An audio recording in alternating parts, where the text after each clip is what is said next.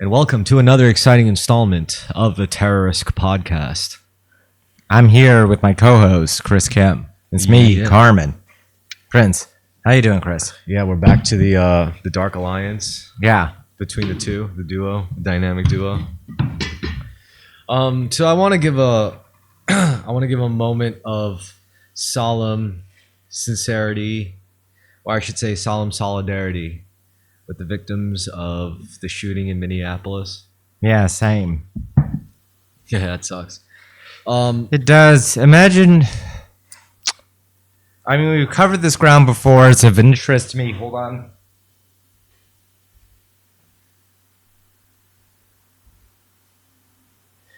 Not only any death is a tragedy, or most deaths are tragedies, but especially those of children, especially those of children who have died for very retarded reasons. If you're a 10-year-old kid and you die in like an earthquake, it's a natural disaster, or in a car accident, someone's drunk and driving, it's stupid, but it's understandable. But dying because someone got memed into a suicide cult by Discord groups on the internet is particularly grotesque. It's almost like there's an embarrassing quality to it on top of the tragedy. Yeah, I mean, it's actually interesting because I'm not saying this is indicative of actual reality, but I've had friends who like see this loss of life of two children and this like attack as like, oh, this is the worst thing that could possibly happen, or this is the worst thing I could possibly imagine, which I agree, it is really fucking bad. However, like when I was a kid, especially around 10 or 11, I grew up reading books about like the same age kids, but growing up in like World War II Britain. And like how it's like, oh yeah, it's like a regular occurrence to see classmates die every day. Or That's true. I'm not saying that's ideal, like far from it. I'm not saying that, but I can't sit here and say, oh, two kids dying is like unimaginable horror for me. Look, Like, historically, the kids die because of disease and infection. And, you know, previous to the modern era where you have video games and everyone stays inside, kids would go out a lot. A shit ton of deaths are things like, historically, a shit ton of deaths were like, I don't know, a 10-year-old boy is climbing a tree too high, he slips, he falls, he cracks his head open. We don't really get deaths like that anymore due to the level of, because there's fewer kids, because people like are helicopter parenting. That's a product of war, though. And so this kind of death, would you classify this as, see, like people think of, you know, war in a traditional sense, like, oh, this country is at war with this country. I mean, now, if you really look into this stuff, you would have to conclude that everyone is always constantly in the midst of war, whether it's informational warfare, geopolitical warfare, economic warfare, corporate warfare. This is just another facet of war, I think. This is just another, like, casualty. What is it, mimetic warfare? Yes. I mean, I can't sit here and say I know for sure. Tell me how you feel about this, and I have mixed feelings, but I want to hear your take on this. Give it to me straight. Okay, so I can't say this is all conjecture, but or I guess Should we start, by the way, by explaining what we're referencing with this shooting? what I'm referencing is the idea of intelligence agencies being able to like isolate and identify and categorize unstable people, but competent enough to be able to handle a weapon or to be able to commit some act of very publicized violence. And like, what would it take really, not to just use as a platitude, quote unquote, brainwashing, but actual insinuation or like suggestion or suggestive hypnotizing, you know, like maybe this was like an act of a kind of war that we haven't been privy to as regular citizens for like 100 years at least. Can I, not just to fill up time, but in case anyone is only vaguely aware of what we're talking about, do you mind if I give a quick rundown to the best of my knowledge? Yeah. So I surprisingly do, you know, I used to be far more, grotesque to say, but far more of a spree shooter fan. So I categorized it. I read manifestos. I was far more intrigued by it. Now I'm really burnt out by it. And also because I'm older, I have more compassion. I have less testosterone. It's also just less fresh compared to... There is a greater originality to your Columbines, your Virginia Techs, your Sandy Hooks than the recent spat of shootings, which have far lower death rates and are far more, like, way more retarded. Very controlled. Almost Yeah. controlled seeming. Right, in Minneapolis, a Catholic church was shot up by a formerly trans woman, now non-binary, but all of this is suspect, 18-year-old Robin something. His mom worked at the school.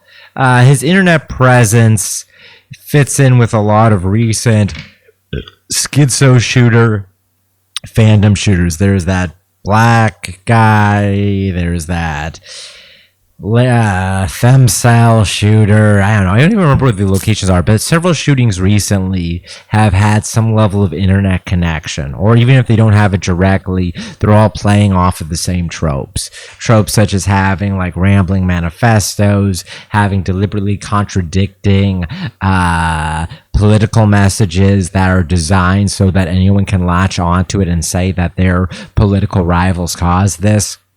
For instance, the shooter Robin, whatever, he had written on his gun like "fuck Trump." 6 million was not enough. I'm sorry. See, that's what makes that sus to me. That's a little on the nose. Hold on.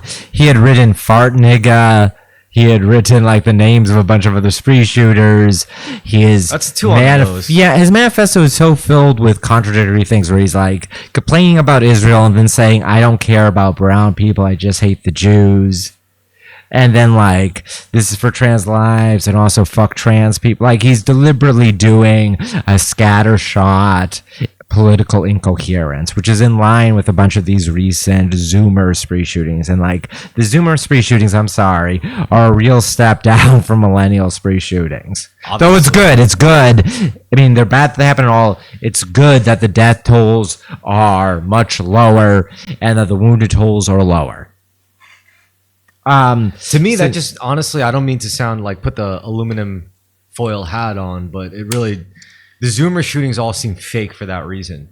Like it doesn't take a rocket science to drop more than 10 people in a very public setting, but for them to pick someone who's incompetent enough to not be able to kill that many people, but like willing enough to try it. That seems very false flag. Yeah, the quality of the number of wounded is interesting because one reason why deaths are greater than wounded in spree shootings is because the shooters stick around to finish off the people they shoot.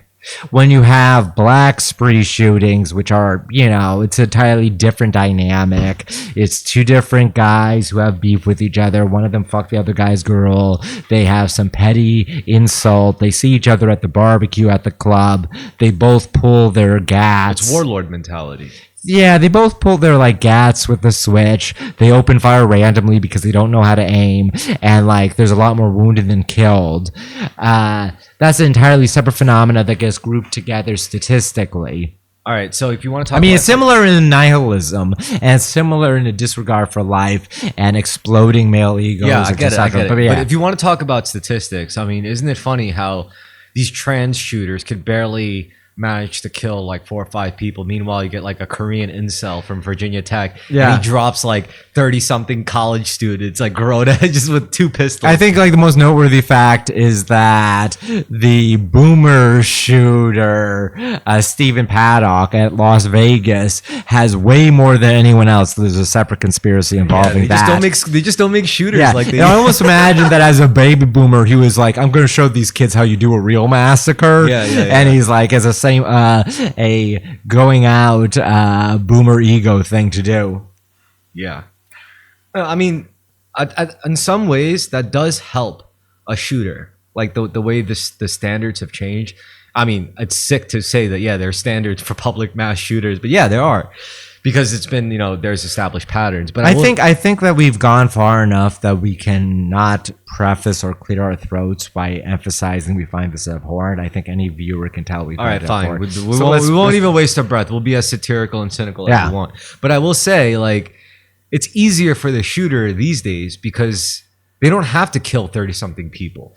They could just shoot one rich asshole family man, they'll make. That's an interesting quality. That definitely more people. No one is going to remember this spree shooter's name. They don't remember any of the recent spree shooter names for a couple of reasons. One, people are bored of it. Two, media has finally learned not to make these people into celebrities. But if you did study them, you would be like, these people barely killed anybody. Yeah. And then meanwhile, you look at like the Vegas shooter or the Virginia Tech shooter, you're like, okay, these guys clearly wanted to kill. Like they clearly wanted to extinguish life. Meanwhile, these other guys were just manipulated into it probably. And all their manifestos are very boring. It's the same 4chan regurgitation of I'm a crazy schizo dude. Whoa. First, Whereas we all know who made the best manifesto. Elliot Rodger. Yeah, hands down. He had the best. He had the most readable. Yeah, the most readable. It's not badly written. It is consistently funny in a way he didn't realize. And it's a manifesto that shows so much about himself, where he routinely describes social interactions in like perfect memory. And he did not understand what was going on. He wrote in a way. Elliot Rodger's manifesto is fascinating because it feels like a author wrote it. To me, an author writing a narcissist. To me, it was written by a kid who never worked a hard day's work in his life. Who never worked a day's worth of hard labor in his life. Like, when I read this shit, everything he's complaining about, I'm like, damn, you never had to struggle for a meal, did you? Like, that's the vibe I got. And I was like... Fair. To me, the most interesting... I agree with that. To me, the most noteworthy thing about my twisted world is you can remember, like, the way people are dressed. You can remember physical characteristics. But he is so lacking any theory of mind for other people. But that's the chud mentality. I mean, think about it. Like, all the people from Dime Square are pretty much like that. Like, they're intelligent, but they're socially retarded. As in, they know, like, the logical basis of things as they know it. So it's absolutism in a way. It's illogical. And they often have, like, mental frameworks that are not true, though they make internal sense. Or they can construct a... Or it's not true or untrue. It's just to them, it might as well be true. It's like the Jews saying they're the chosen ones. We'll never know if it's true or untrue. However, if you look back at the history, it might as well be true. If you listen to like what Chud... I can't get along with Chud because I will say shit like, I think everyone's the same soul living out different lives in different bodies. I think the most important thing is being grateful. And when you talk like that to a Chud, they don't even get offended. They short circuit. They're like, I can't abide that framework of reality because it completely... Well, they're defining themselves in opposition to normies. No, they're defining themselves in opposition to good. They're defining themselves in opposition to desirable. They're like, I will never be that. So I'm going to tear down everything that is deemed as desirable. I feel anger when someone finds them desirable. Often. I do the same shit. I just do the inverse. I tear down everything that people find undesirable. I'm like, this isn't really undesirable. Like the things you hate, you don't actually hate it. The things you hate, you just hate pieces of yourself. For those people, they're like, oh, I hate everything you like. You know, like you don't actually like this. You actually hate it. And that's why I can't get down with Chuds. I can't stand that. There's a lot of people who are like that. Like, it's not even like I argue with them either. Like, there's those people who like, you know, it's funny when they talk about like culture, but then they try to engage with stuff like religion. Christianity, fine. Buddhism, fine. Islam, fine. No. I mean, Christianity, Judaism, Islam, fine. But then they try to touch Buddhism. Suddenly they sound a lot more stupider than they usually do.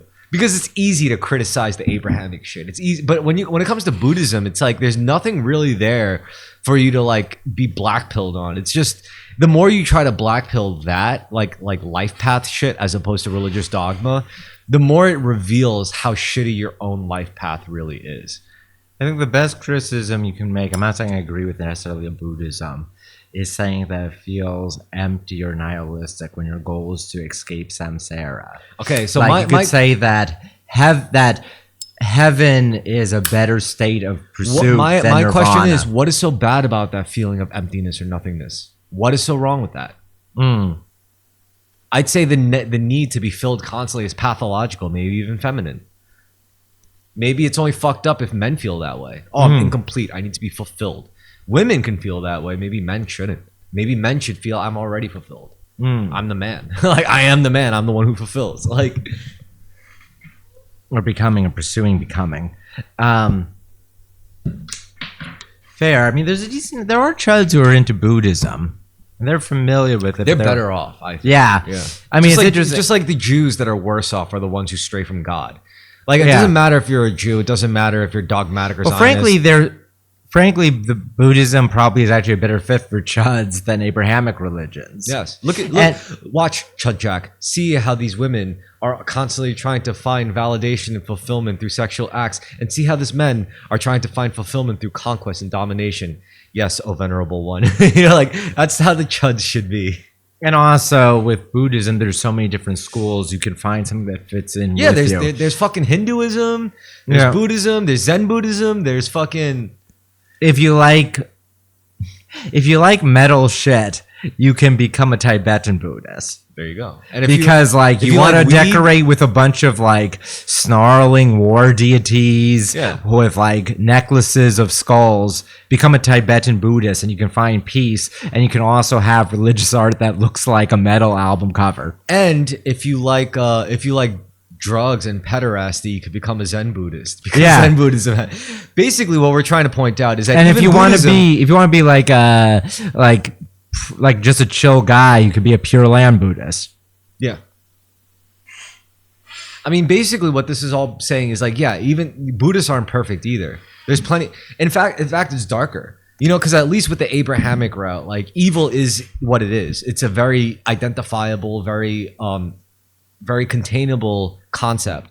Whereas in the Eightfold Path, for example, or in the path of Buddhism, like, evil is a very different thing. It's not really so much like, oh, I harmed this man. Evil, it's like a higher meta level of evil. It's like, so what if I harm this person? I mean, we're all just the same soul living out different lives in different bodies. If I kill Carmen right now, it's just harming myself. Who cares if I harm myself? I'm just doing it to myself. Or it's like, these bodies are temporary. They're meaningless. So what if I harm another body? It's no different than harming my own, right? It's all meaningless. It could lead to nihilism. Yeah, very strongly. I don't think Buddhism is nihilistic, but I think it lends itself to nihilism far more. Put it this way: this is how you could have samurai who killed like 100 guys be identifying as full-fledged Zen Buddhists.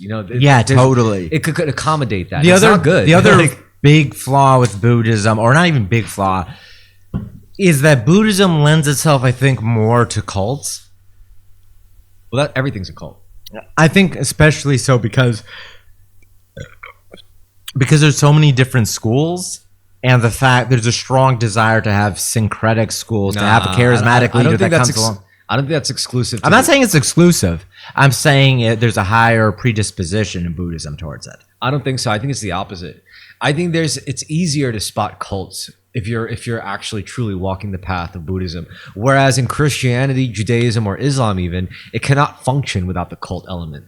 Without the cultish part, there is none of that. Whereas in Buddhism, it's like, if there isn't even a hint of that, a lot of people will buy into it, but a lot of people will still be like, that's not it. Let me ask you this. Do you think, let's say just in Christianity, do you think different denominations of Christianity are more prone to cults? I think they're all prone. I disagree. I think that cults. Catholicism and Orthodoxy, due to the hierarchical nature, are less prone to it. Okay. Whereas let me put it this way. First of all, I want to preface this by saying, when I say cultish, I don't mean negatively. I think martial arts schools are culty. Dojos are culty. Practicing any lineage that's been around for hundreds of years is pretty fucking culty. I'll be honest. Like, my shit that I do is fucking culty sometimes. We have to bow, we have to do rituals, we have to show respect to like people of higher rank, even though outside of the dojo it wouldn't matter. It's a cult. Everything's a cult. Well, like the root word of culture is literally cult. So yeah, I think everything's a cult. So I just, before you say that, what you're gonna say, I just want to say I don't think cults are necessarily bad. Okay, we're using different. Yeah, fair enough. I understand what you're saying here. Yeah. When I'm talking about cult, I'm talking about like anything that could survive for centuries has to have cultish. Well, it has to have those kind of traditions, that kind of tendency with it. I think it's noteworthy to me that since past the Middle Ages, you don't really have Catholic heresies. I mean, you have abuses within the Catholic Church, obviously child sexual abuse. You have questions about the validity of the all those cartels are high. All those cartel hitters are very religious. Yeah, and a lot of them are Santa frankly that's straying from Catholicism. Is it? Yes. I mean, I don't know. The same veneration is part of goes it. back to what we're saying But I about would the say that Jews. it's It's like- it's not in communion with the Pope. I'm just And saying I this have goes my back to point. the Jews. Like they say they're the chosen ones. We Yeah. disagree, and they could even agree or disagree. But looking back at their history, we might as well be. Okay, but think about how many Protestant-derived weird or unhealthy movements there are. And that's only because they stray from God. Yeah. They look towards idols. They look towards rules. They look towards material frameworks. Well, a lot of them are very iconoclastic, but you have, your The reason why I don't mind any religion or spiritual path like Buddhism or Abrahamic, religions by contrast is because to me they're all different fingers pointing at the same direction. I've said this plenty of times, but yeah, theosophy. Yeah, it's either you all find the same God or you all find nothing, which becomes your God anyway, which becomes a God. So it's like either way, you're all gonna come to the same place if you really stick to it. The only thing that can make you deviate is pussy, violence, money, basically the material baggage, relationships, like community, culture, cults. Yeah, I know. Yeah. A lot of the big appeal of a lot of cults is that it becomes your entire social network. Because it satisfies material needs. The cult part of religions and martial arts and all satisfies community, satisfies socializing, satisfies resource management, satisfies time management. It's all the material frameworks that the cult element attends to when it comes to religion and spirituality and culture, in art. You need that cultish element to deal with the material end of these things. Yeah, fandoms of pop exactly, culture is one of the most common one. To bring it back around to this recent shooting, this is all part of shooter fandom. Shooter culture. Shooter culture, yeah. It is the same thing, frankly, as being a huge Harry Potter fan, but a lot more destructive and unhealthy. Yeah, I would say so. Like, this is, the fact that they have all defaulted to certain tropes, certain memes. The writing in white on your black furniture gun is like they're all copying Brendan Tarrant, the Christchurch shooter, the New Zealand shooter who shot up that mosque. What do you think? What do you think would be what do you think would be crazier or more noticeable or more notable, I should say, in the modern era? A mass shooter or a mad swordsman? Oh, mad swordsman. Imagine in the middle of Times Square, just take out a katana and you just like you don't even make sounds. You just like before, like by the time the first person screams, like 4 people already like bleeding on the ground. Well, it requires a lot more training and practice and buy-in. Stamina. Well, it's interesting because mass shooter phenomenon, we went over in a previous episode, I mentioned this, but it's very similar to running amok in Southeast Asia. In Southeast Asia, for hundreds of years, there's been spree stabber. There's been the phenomena of spree stabbers in Southeast Asia, where a suicidal person is possessed by a jinn, and they grab their sword or their knife, and they start stabbing or cutting people in the town square until they're beaten to death. I think what we have, and I think we reinvented that separately within America. I think what we have is there's also a part of this that you might not consider. So what I'm thinking is like,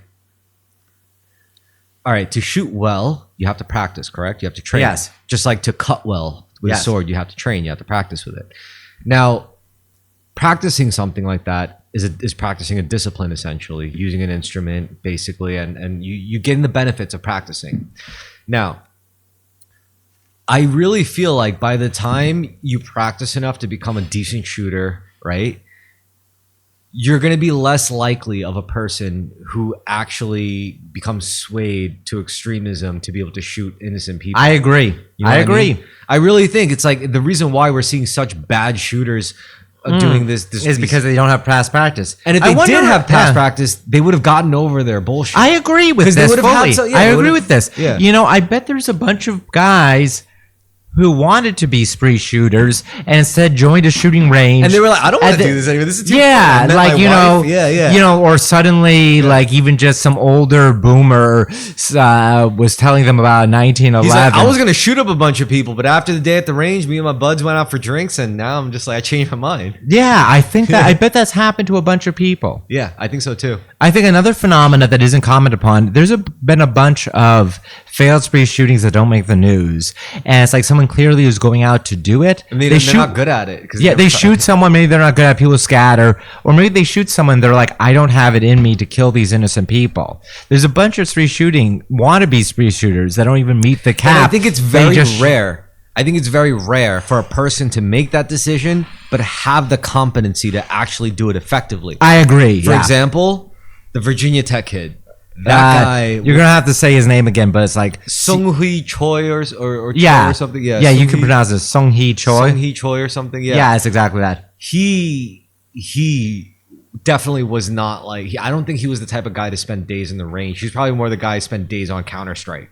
Oh, definitely. Yeah. But he still knew the weapon system enough intuitively to be able to be like, I could shoot like 30 people dead, and he did. And he was thoughtful, probably like measuring it in his target location. Counted every magazine. He made them all easy to reach. To go through 40 people. Yeah, normally I guarantee a bunch of these people are like Columbine. They actually fucked up a bunch. They fucked up with their pipe bomb.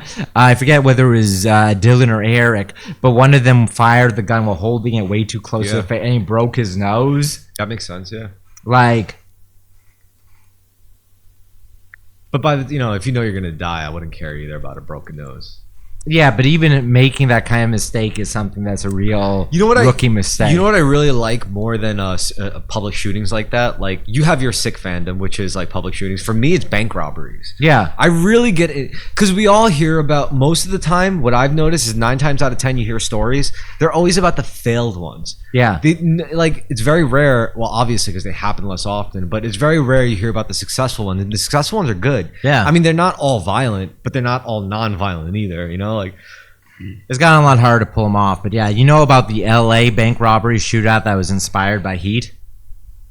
Well, that's the thing about California. See, California is special of all the states because they have specifically a bank robbery problem. That's why you go into any state, you look at their sheriff and marshal department.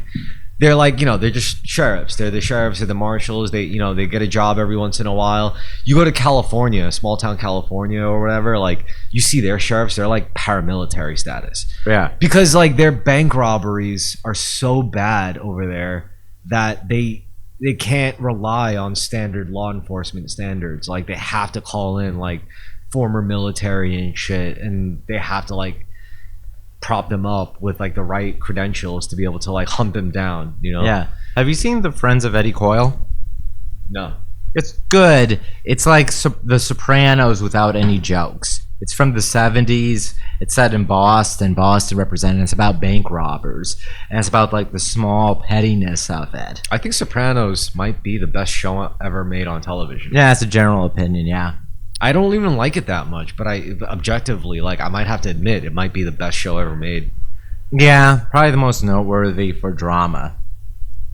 It's the most artistic. It's the most sincere. It's about alienation and the end of the 20th century in America. And it's very anti-cultural. Yeah. Very anti-cultural. Compared to what every other television show is spitting out about American culture, and then you watch Sopranos, you're like, well, this doesn't feel good, but this feels a lot realer than every other sitcom I've been watching. It's also about a type of person that we don't see depicted in the media. Even for all of our gangster stories, they're usually more glamorous. Yeah. The dumb, unglamorous, retard, normal retards, the normal retards of the world. Like me. And it makes a big point about how they're declining from the golden age of Italian gangsters. About how basically guys of Tony's generation, most of the time, if you were a smart guy, even if your dad was a gangster, you left it. You became like, I don't know, a guy who's a drywall installer. Or if you had some class, you went to college and you became a professor. No, it's still good. We just traded bullets for leverage. What I mean is, there's still like, that whole mafia game was all about power and leverage. When you look beneath the murder and the bribing and the blackmailing, it hasn't changed much, except there's less bullets. Like, people's lives are still being ruined to the point where it's like people are killing themselves as a result. It's like, it doesn't have to be about like, hey, congressman, you better approve this bill for this trash company, otherwise you're gonna be sleeping with the fishes. It's like, a congressman, you better approve this bill for this trash company, otherwise we're gonna leak the nudes of you fucking that 14-year-old prostitute in Venezuela. Like, the game's different. I mean, it's still deadly because that still ends in the same, which is you dead. Like, Yeah. whether you do it yourself or whether someone does it to you, it doesn't matter. You're still gonna die because it was calculated and it was the result of someone's planning. But yeah, it still happens. Now we're just a part of a different game. Back then it was all about gangsters and crews who fucking rolled with bullets and cars. Now it's all about gangsters and crews who roll with like internet groups and Twitter groups and Twitter communities and like 4chan and IRC groups. It becomes more prominent, Now we're realizing the value of information warfare and not just conventional warfare. I know I keep bringing it back around to it, but I feel like I haven't fully reached through it unless you're exhausted. I mean, what I'm saying is like what used to leak down is like American military culture. Like, come on, son. Oh yeah, smoke up. Back in Vietnam, we did this.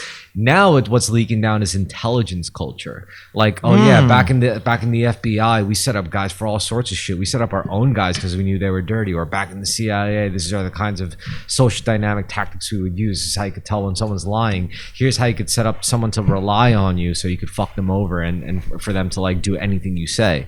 Like, this is what's leaking down now. Like all those drama games with getting canceled and shit. That's all textbook intelligence shit. Ooh, I like this. But it's true. Look at it. Look at the patterns. That's exactly how they operate. That's basically some fucking chronicle. It's a decentralized mainstream version of the CIA, of spy games. It's literally spy games. It's like, yeah, I'm gonna hook up with this guy, and then the next day it's like, oh, he raped me, ruined his life, blah blah. That's all like intelligence shit. Yeah. I mean, we look at it as like something that's novel and fucked up and horrific, and you shouldn't do this. But if you look at it for what it is and look at the patterns, the CIA and the FBI and the BSD and the KGB, they've been playing that in the Mossad. They've been playing that game a lot longer than cancel culture. Like it's the same shit. I really like that, actually. That cancel culture is derived from fucking like contemporary intelligence warfare. Yes, that's exactly what it is. It's like, because we're talking about ruining people's lives, not from directly harming them, but it's like telling the world this information, this happened, he did this.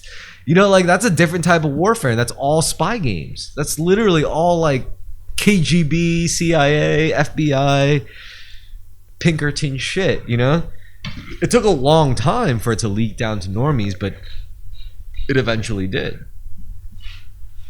The new technology, the new information technology enabled it. Yeah. It allowed everyone to become like private spies. That's what we are. I mean, that's how we ruin each other. Like, if you really scorned a woman, do you think she's going to be like, oh, I'm going to beat you up? No, she's going to be like, I'm going to ruin your fucking life. Oh yeah, how? And then they'll think of ways. I'll seduce your dad. I'll seduce your best friend, so I'll never leave your life. Like I'll seduce your son. Whatever. Like or a guy could be like, I'll stalk you. I'll keep track of every purchase you post on your stupid social media. I'll show the IRS that you're not paying your fucking taxes like you should. You could do shit like this. Like you could notice things. Like I could trace your IP address, and anyone has access to these tools. We don't publicize it because like we don't want everyone to become like hyper armed psychopaths. But like, it's true. We have that ability.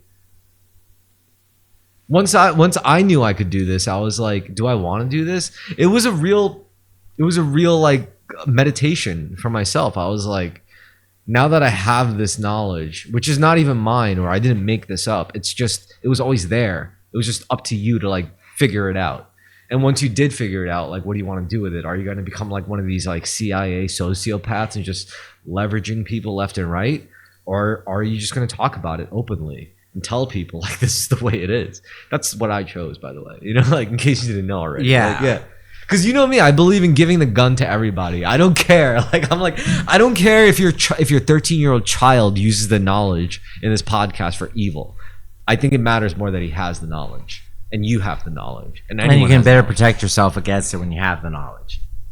Precisely. So yeah, but back to what we were saying before. Yeah, I think it's all the way we're fighting each other now. I think it's all just trickled down from like intelligence games.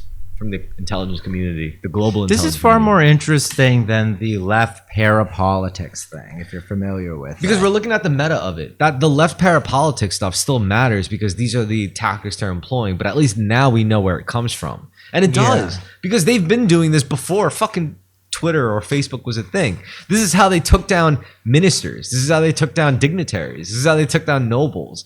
It's like they made them look really bad around their community. And that was enough to sway wars. That was enough to sway like hundreds of millions of lives being taken, you know?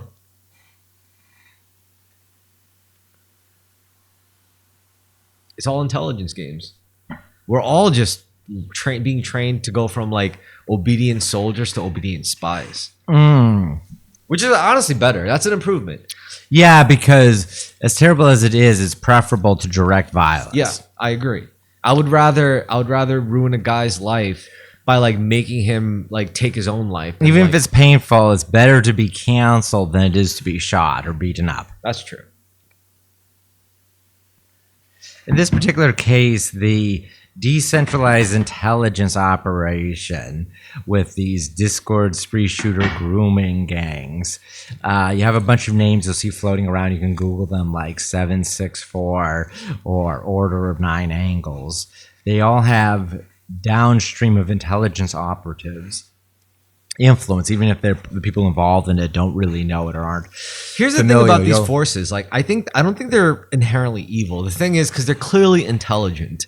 You can't establish an entity like this or a group like this or an organization like this unless you have a degree of intelligence, competency, pattern recognition.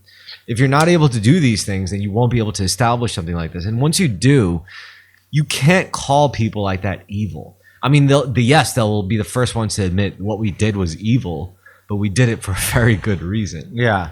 Because by the time you're operating at that level, it's like we're just doing what we have to do. The spy games we played were very creepy or whatever during the Cold War, but ultimately we were fighting another spy empire in the USSR.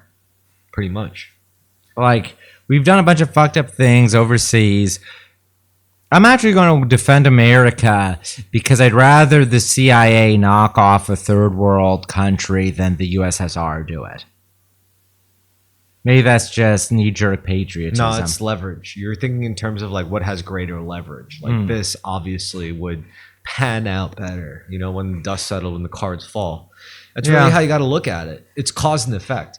This is how spies think. Like, people look at everything too much of a moral framework. Whereas intelligence operatives don't think like that. Case officers don't think like that. They're just thinking in terms of cause and effect. I'm given a cause, now I got to produce this effect. Or I'm given a desired effect, now I got to create the right causes. I mean, this is what we talked about like before, I think in the last episode, the CIA framework for team building. Yeah, They have a personality model, just like MBTI in astrology. They use the animal kingdom, the cheetah, the lion, the fox, and the bear. The bear is good at building relationships. The fox is good at thinking outside of the box. The cheetah is like the type A, like I get shit done. Like, tell me what needs to be done, they'll tell you, and then it's like, oh, I already got that done. That's the cheetah. And the lion is the leader, is the one who has enough insight into the other three sensibilities to be able to like bring them together cohesively. And I also thought it was interesting how they're all predators. Yes. Well, it's fitting for intelligence operations. Because all right, and it's also the context that's important, is because in this particular model, it was specifically designed to create a team for an adversarial use or design. Like, you're not just creating a team to sell, you know, laundry detergent. You're not just creating a team to sell cars. You're creating a team specifically to extract the secrets from a foreign country without being noticed that will destroy them and not get caught and not die in the process. So it's more of an adversarial, like sport, like mental sport. It's more like chess, you know? Like creating a chess team or a debate league, you know? Or a mathlete league.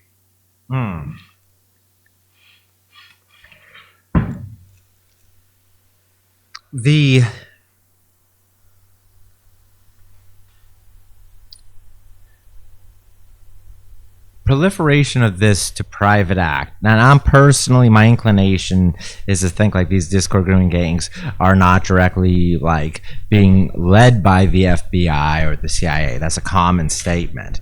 I think that is a misunderstanding, and you clarify this to me. It's because they're using intelligence agency tactics. So there's a reasonable assumption that that's false flag operation. It's like, no, they just ripped it from the fucking actual handbook you could buy from Barnes and Noble. But you can. It really is like that, yeah. Which is why I don't doubt either one. I don't doubt that it could be like strung along by an actual agency. My inclination, or it could just be some asshole that learned enough of the frameworks. I still find it dubious, but I'm more inclined to believe that like serial killers and the Manson family had an intelligence connection. My inclination with like internet neo-Nazi Satanists, pedophiles, is that they are purely private actors. First of all, let's put it this way. You know the top guys who would write the book on a lot of like intelligence hijinkses, right? Like intelligence community. How do you think they started? You think they started as like a bright and blue Arkansas Patriot boy who played football? No, they pull these specialists and elites from prisons, from like international prisons, and like they're criminals of war. They're like former Nazis. They're from like mercenary paramilitary groups. Like, the best performers from in these intelligence communities are not born and bred typical red like stars and stripes types of Captain America dudes. No, these guys are criminals. How do you explain the high presence of Mormons in intelligence agencies in America? Because they're uncorruptible. Yeah. They are Captain America types. They make the best case officers. Okay. The field operatives are a different story. Okay, fair. In every operation, at least you need a handler and you need an agent. The agent is the one that's managed by the handler. The handler tells the agent, you could kill, but you can't leave traces. Or you can leave traces, but you can't kill. Or these are the traces we need you to leave. They set the parameters. And the agent is the criminal, is the one who has to think on their feet, is the one who deals with it's like how a lot of hitmen are just low-level criminals that are expendable. Like the Hollywood depiction of a hitman is this super competent... Honestly, this is going to sound... I hope no one from my dojo hears this, but samurai culture is literally hitman culture. If to be a good samurai is to just be a good hitman, kill without questioning, be professional, be impersonal, be personal about the right things, respect your elders, respect your superiors, respect your inferiors, learn to rely on the right people, learn to not rely on the wrong people. You know, like that's all hitman shit. That's all intelligence shit. All the military doctrine. This is why I say war is not the best. It's war is evil, but it's the highest form of art known to man. Yeah. The stakes are so high. And it's the highest. There's no higher stakes. Yeah. And also not only the stakes, but the elements you use. Like, you know, a painter uses paint. A sculptor uses rock. A warfare specialist uses everything from time to the fabric of reality itself. Information. Electricity. Data. Gravity. War is the highest art form known to man. Which is sad. It's very tragic that's the case, but it's true. Wherever man goes, war will follow. The ultimate trade awaiting its ultimate practitioner, as per Blood Meridian, where the judge pontificates about war and the beauty of it. What was the writer Ian? Cormac McCarthy. Yeah. True words have never been spoken. It's true. It's the ultimate art waiting for its ultimate practitioner. It's true. But I think it could be utilized for good. For example, you don't have to wage war on your fellow man. You could wage war on your darkest impulses, which aren't that evil and satanic. They're just material. Your evilest impulses are just scarcity. And once you go to war with scarcity, it's like, how do I go to war with scarcity? Well, first of all, I can't take out my problems on other people because that is entropy. You know, like by definition, like, you know, things are going wrong in my life. I'm gonna blame another person. You know, that's just gonna not resolve anything, and you know, resolve one thing, which is my emotions, but not resolve the problem. And it's just gonna be a loop, a draining loop, like a drain, like a spiral going down. However, there's radical self-efficacy, self-responsibility. Then it's the opposite. Then it's like a spiral, but it's going up. You know. leading you to the true absolute, which is God.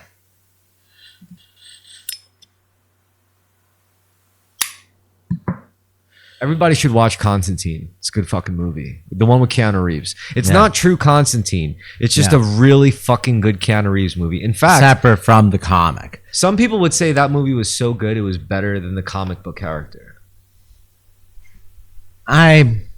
If you're more, I love the comic book character. Yeah, the thing is that the comic book character has that Jeff Bridges as the dude quality. Like, a lot of value in the movie. Keanu Reeves I just like the character in the comic book more. Keanu so to me, I like it more. Look at you, be like, yeah, I think you should do that. Whereas the real Constantine would be like, jog off, fucker. You know, like, he's Did I tell you about how I was walking in my neighborhood a he's few more months? punk rock. I think. He's overtly punk rock, and he's designed to look like Sting. But I like that he's punk rock. But he's like, oi, this is 900-pound shit. You just ruined it with your demon splat. Yeah, a real Constantine movie would be sick. But who would you get? I think Daniel Craig. No. A real Constantine has to be David Tennant. David Tennant younger would have been a great. David Tennant would be a perfect Constantine. Genuinely, He would be. He's really a bit good. too old now. Now he is.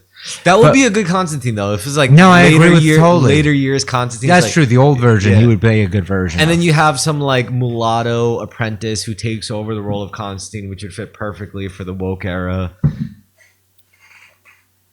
I was walking in my neighborhood during the rain, I was wearing my trench coat, and a black teenager said, "Yo, John Constantine."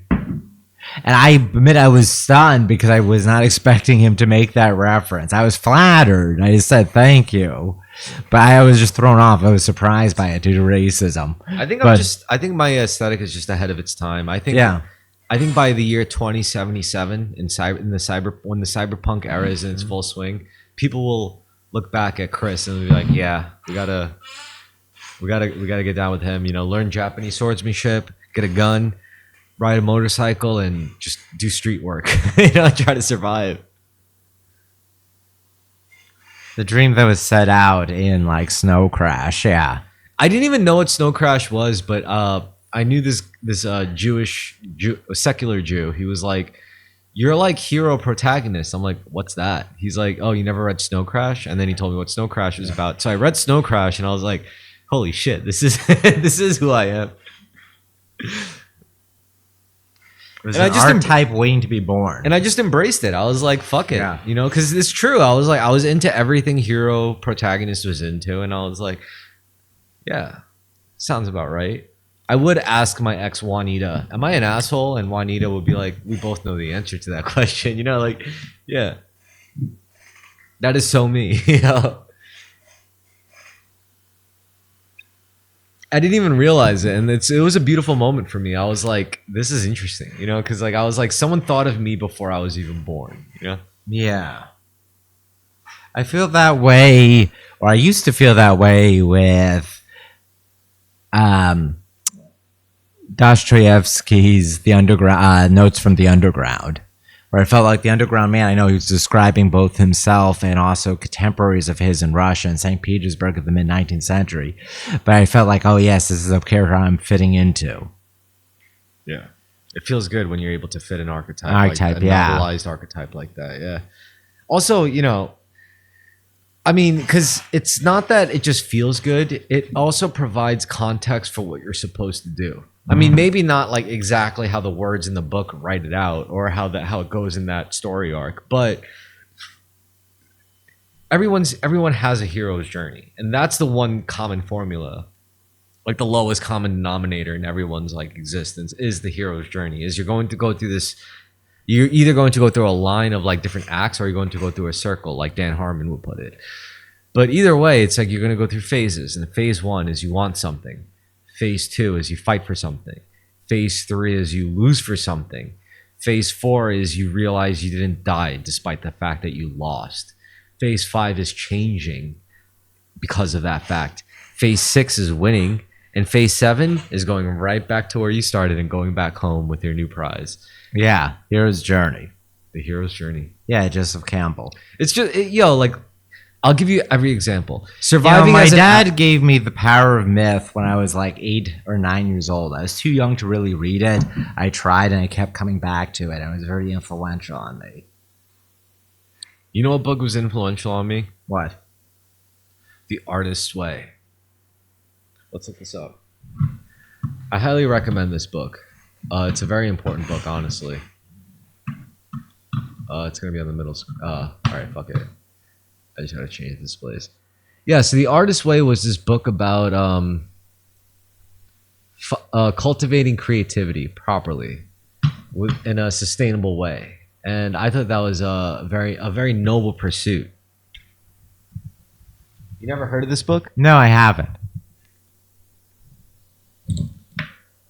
Yeah, here it is. The Artist's Way by Julia Cameron.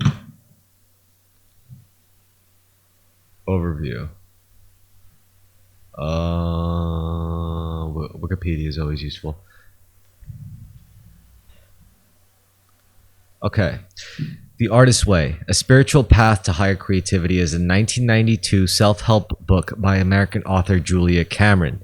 The book was written to help people with artistic creative recovery, which teaches techniques and exercises to assist people in gaining self-confidence and harnessing their creative talents and skills. Correlation and emphasis is used by the author to show a connection between artistic creativity and a spiritual connection with God. The ideas in creative personal development outlined in the book, which were felt to be new at the time of the publication, are said to have become a phenomenon and spawned into many meetups and support groups throughout the world. The group meetings are based on a 12-week creativity course, blah, blah, blah. Yeah, so this book was good. And what I liked about the book, I was like a teenager when I read this shit. It was like, she described God. She's like, even if you're an atheist, it's okay. When I say God, think of me as saying good, orderly direction. So, it allowed me to like engage with it despite the fact that I didn't believe in God at the time, so, and I read through it and it was good. She describes like creative, like, cause she was like, when I'm creative, I have to like fucking, I have to drink I used to have to drink cause she was a writer. She was like, I used to have to drink, basically bash my creative brain against the proverbial wall until like shit would come out that's worthy of. And she realized that was a very unhealthy and unsustainable way of being an artist.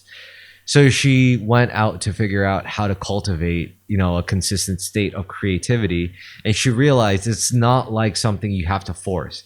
It's not like something you have, like a switch you have to like, or a lever you have to wrench up. It's more like a faucet you just turn on, and you have to learn how to turn that faucet.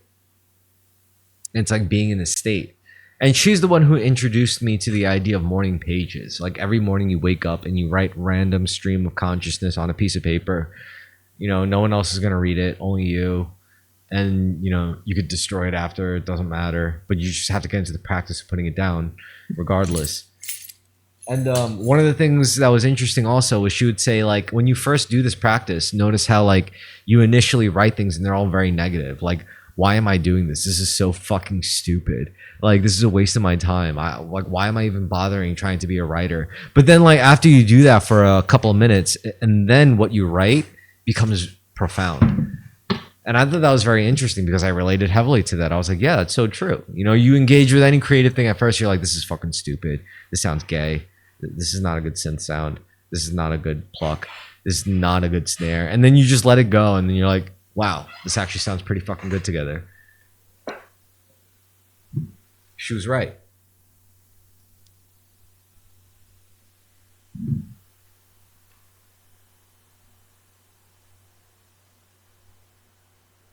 I'm just thinking through it.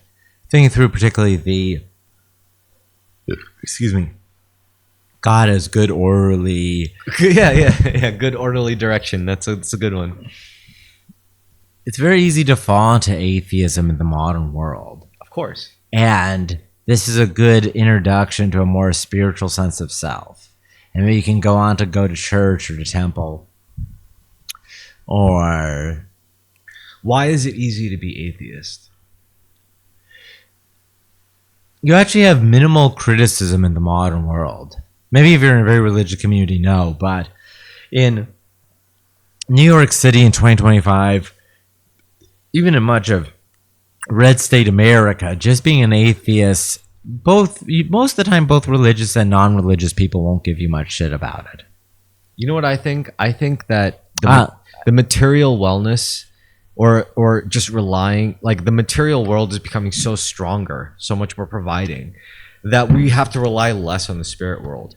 Yeah, However, even if you don't understand science, and it's very complex, you can still have an intellectual framework of, I don't know exactly how the universe was created. I couldn't properly explain it, but I know there's a secular explanation out there. yeah.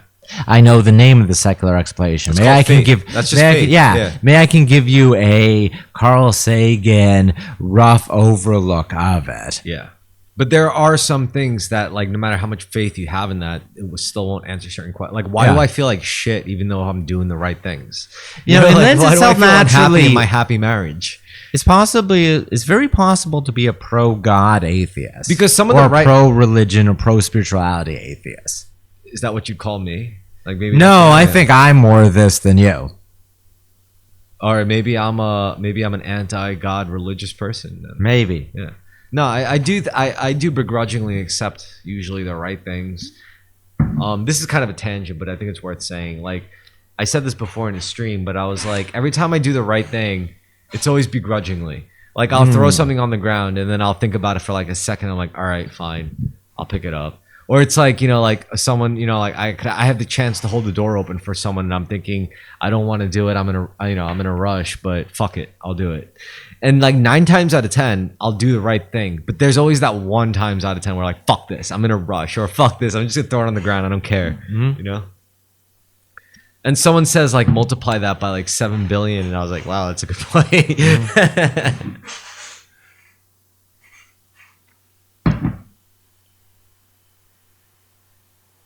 Oh yeah, so back to what I was saying about what was it, religion? Yeah. Yeah. And what were you saying? Oh, you're asking me to fill in. I don't know what actually to respond with. No, what were you saying before? Like about religion or about being a... No, right before I gave that anecdote about like how like 9 times out of 10 begrudgingly I would do the right thing. There's something to being a pro-religion atheist. Yeah, a pro-religion atheist. We're talking about synthesis now. And yeah, it exists in like the Anglosphere world. It's more of like a French thing to my understanding. Someone gave me a long comment in response to something I said to them. They were saying, "Does anyone feel absolutely alienated that they're just like NPC, that they're surrounded by NPCs, blah blah blah?" And I commented with saying, "I think the problem with your perspective is that you don't realize that no matter what you do, no matter how complete or holistic you live your life, no matter how good or bad you live your life, you're still going to die like the rest of us. So like you shouldn't look at like people living at NPCs or not as like different from you or lower than you or better than you or lesser than you or greater than you. You should look at them as just different versions of you." And then he came onto this whole comment or response about how like he feels weirded out about how like I am a spiritual person, but I'm not, and there's darkness, and I'm just like, it just sounds like you're talking about a normal person, you know? Yeah. Like, I doubt there are many people who don't feel that way. Very religious, very clean cut. I wonder what the inner life is of like the average functional, successful evangelical. If I had to respond to that person now, I would say like I'm just a normal person. The only thing you're responding to is greater levels of energy, because the only thing different fundamentally that I could say I do different is actually cultivate energy. You know, a lot of people cultivate power. They think they have to cultivate power, and to cultivate power you have to get money, you have to get influence, but to cultivate energy, that's a very different type of power. That's a different type of force. To cultivate energy, you have to stop doing bad shit. You have to eat better, you have to work out more. They're both powerful, they're both strong. It's just, I think like power is the dark side and energy is the light side. Like if you're a Jedi or a Sith, like a Sith wants power, a Jedi wants to cultivate energy, you know?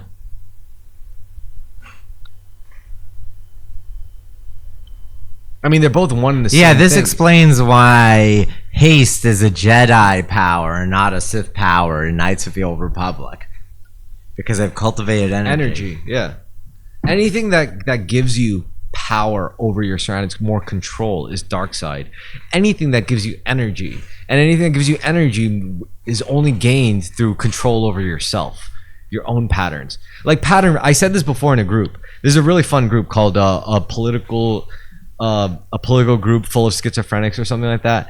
And I said, like, pattern recognition when applied to other people leads to schizophrenia. Pattern recognition when applied to the self leads you to become a monk or something. You know, like.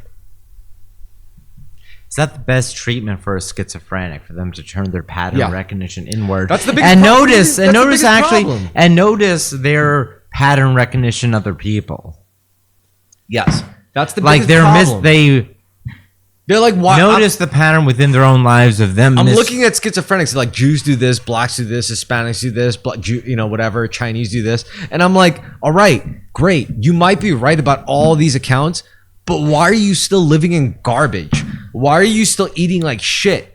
Why are you still treating people in your actual real life like shit just because they don't see what you see? You know, that's the difference. The difference is they externalize their pattern recognition. Their pattern recognition is powerful either way. There's that Slavoj Žižek line about the man whose wife is cheating on him, who nevertheless has a delusion, a cuckold delusion, wherein he is so fixated on the thought of it, even if it's true, that it becomes disorderly.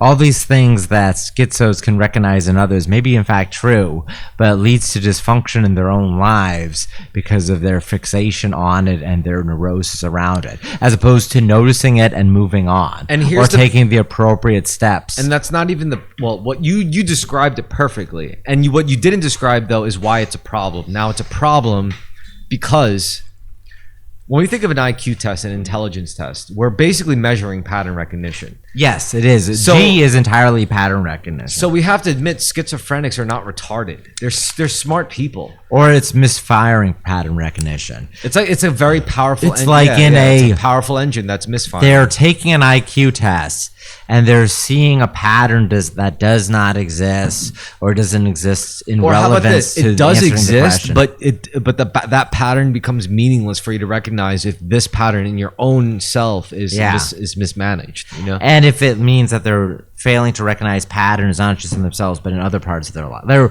are external parts of their lives that they're still not making the right pattern recognition of. I mean, you see it sometimes where you'll see like a guy be like, yo, that person's shoplifting. They do it all the time and they're doing it right now. See? And they're like, yeah, you're right, but you're literally a pedophile. Yeah. And it's like, but still, like, I'm recognizing they're bad. You know, it's like, it's that bad. Like, that's how you end up as a bad schizophrenic. It's like, I noticed this, I noticed that, I noticed this, I noticed that. Yes, this is true, but have you noticed you haven't showered in like 6 days? You know, like, you can't have that shit. Pattern recognition is not everything. Even though that is intelligence, that is IQ. Jesus Christ or Lord Buddha would cast out a demon from someone, were they just jarring their misfiring pattern recognition? Hopefully. It's like, yeah, it's like Jesus was like, listen, my greatest disciple, you are well loved. I love you. You're good, but you're possessed. Basically what he's saying is like, listen, you're just projecting your virtue on everyone else. However, you're still failing to recognize a severe subconscious dysfunction or a dysfunctional pattern that's like wreaking havoc on you without you realizing.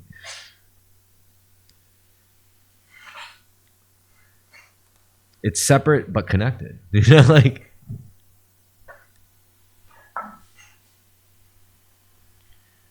I mean, either whether you take it materially or spiritually, it's pattern recognition all the way down. Yeah. Pattern recognition and pattern following and imitation. Yeah.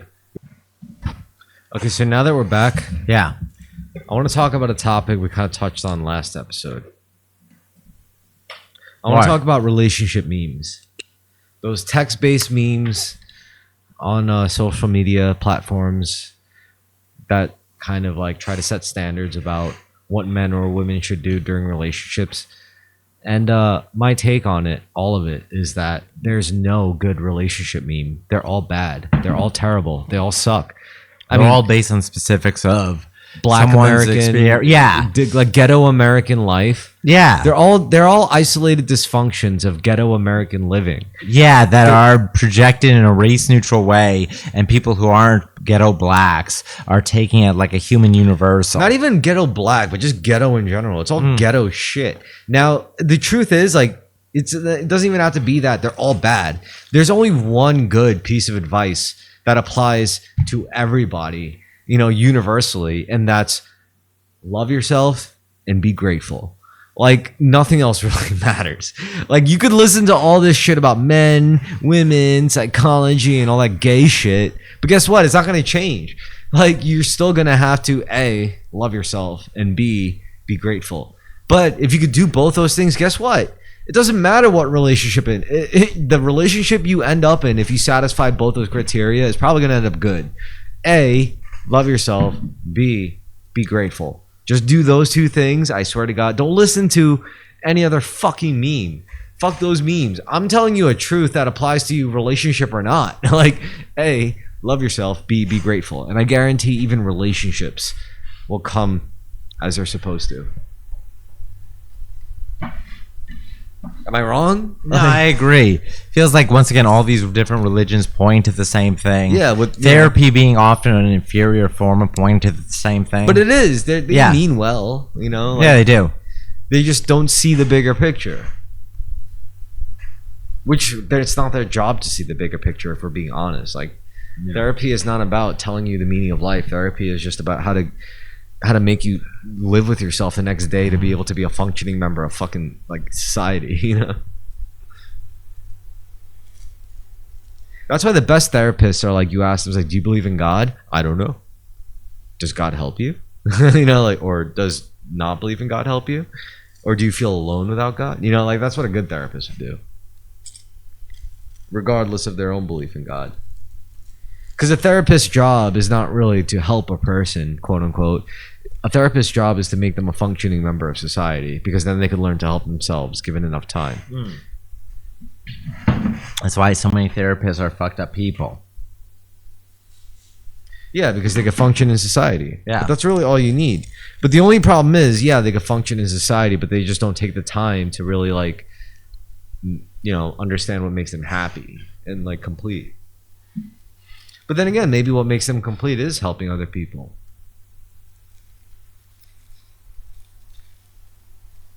I don't think that's, like, particularly, unbelievable, because, there's people who are like really happy solving a jigsaw puzzle every day. And that's what psychology basically is. You're just solving a puzzle.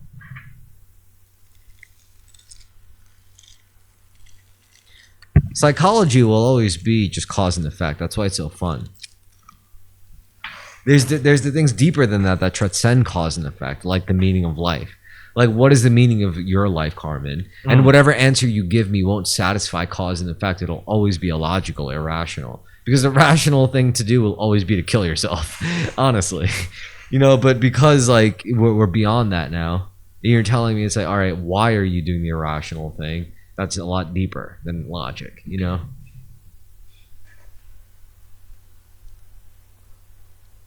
But we can't escape it, so don't worry. You're not below it or above it. You're in it. Yeah.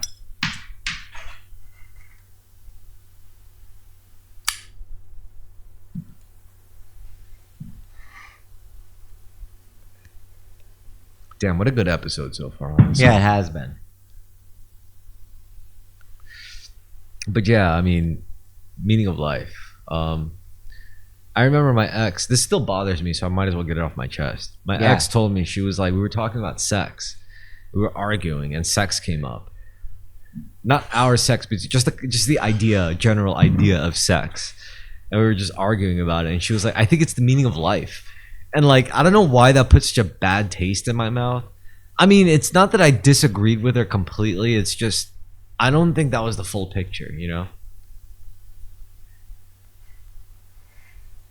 I mean, even as a woman, it makes sense. Like, I get it. Like, the meaning of, because, like, the best feeling you'll ever get in the harshest world is something you could do all by yourself if you wanted to. This feeling of orgasm. It is like self-contained nirvana. That's why women are lucky, honestly. They are inherently more spiritual than men because they have access to that. Well, I like this, that female sexuality makes them more spiritual. It does. Yeah, interesting.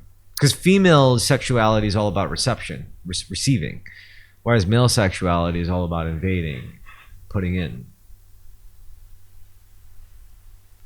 So yeah, inherently, I do think females are more spiritual inherently. And if you're spiritual, which is why trans women kind of have an argument. But the problem is most trans women aren't spiritual. Most trans women try to be like communist tankies about it. I'm like, that doesn't make any fucking sense. It makes more sense if you're a spiritual hippie about it. I think...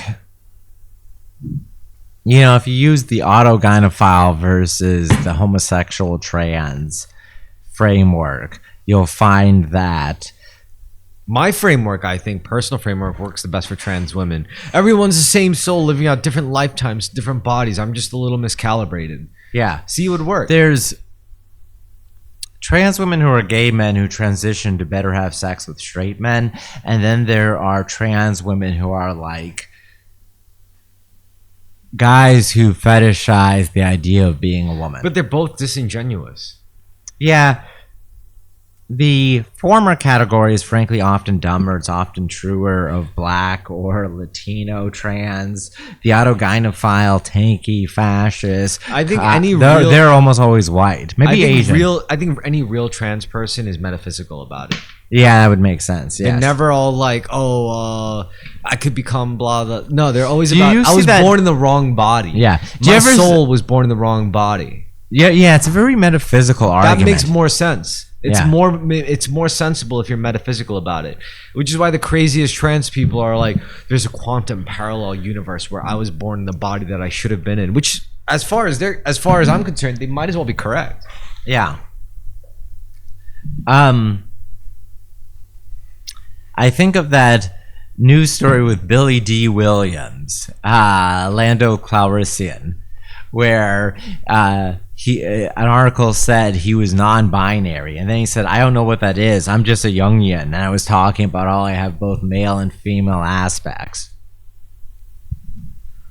Well, there's always going to be a part of me that believes in a bit of that. Anima and animus, yeah. You know what I believe? I believe, again, everyone's the same soul. Yeah, same soul living out different lifetimes in different bodies. And I like that you memorize that because, like... Well, you say it enough that I can't. No, it's good. Because the next time someone does something truly scummy to you, like whether they beat the shit out of you or point a gun at your face, I just want you to repeat those words. Everyone's the same soul living out different lifetimes. I guarantee you it'll help you, and that's because it helped me. Yeah. Like when there have been times recently where people really scum me over, and I thought to myself, those words, and I was like, it worked. It worked. It really helped me get through. Like the guy who hit my car. Yeah. It really helped me get over that. I was like, oh, good. Yeah. That's why I said to myself, I'm not hunting this guy down. This middle-aged Latino, you're not going to hunt him down and call ICE on him? I'm hunting his insurance company down. Yeah. Because he's just like me. So the only way I'm going to succeed in this is if I know that he doesn't want to be punished. But if he has to like admit fault for like driving away from his scene, then he'll do it. So I empathized. And the only way to really empathize is to look at people on a spiritual level as the same as you. That's why when you're an empath, you're spiritual by default. Because you're going to say, well, as an empath, what's the one thing we could all connect on? We have souls. We're all human, quote unquote. Oh, we're all human. Yeah, what does that mean? You're all animals? Like a dog or a cat? No. There's something else. You all have souls. You all have a metaphysical entity, a metaphysical self, a meta narrative that connects us all.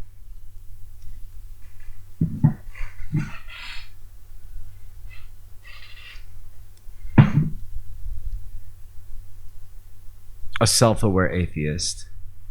Yeah, that way of thinking is just so much more pro-social. Without it, you just become really deranged. It really is like a repaganization. Yeah, you're either like a psychotic religious nut job, or you're a psychotic atheist who's like, "Fuck you, kill the Christians."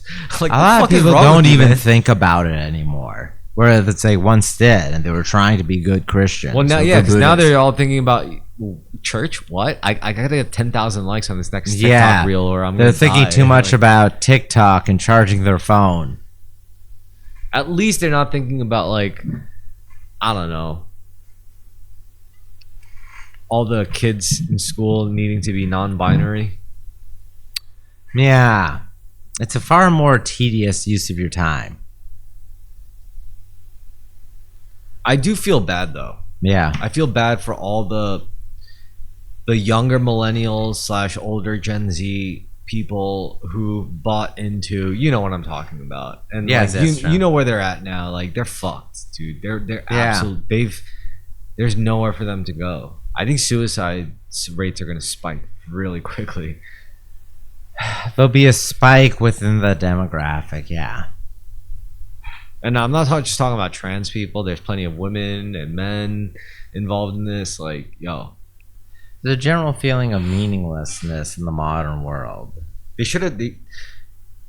God's always there. Is all I could tell those people. It's Yeah. like, yeah, even if no matter how far back you feel God, you could reject God, you could curse God, you could hate God, but guess what? God won't do that to you. If he did, if God really hated you, if such a thing like God existed and that being hated you, guess what? You'd be gone. So no, God's not just punishing you, and God just doesn't exist to reward you either. God's there to be you, motherfucker. You are God.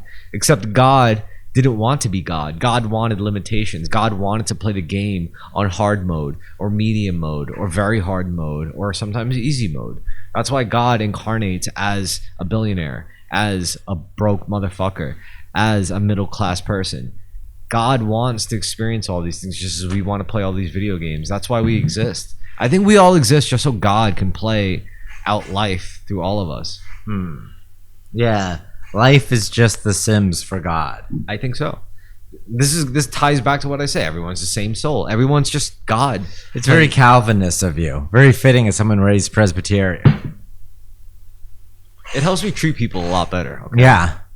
Because like seriously, like even if a person mistreats me, I'm like, oh, you just don't know you're playing the game. Yeah.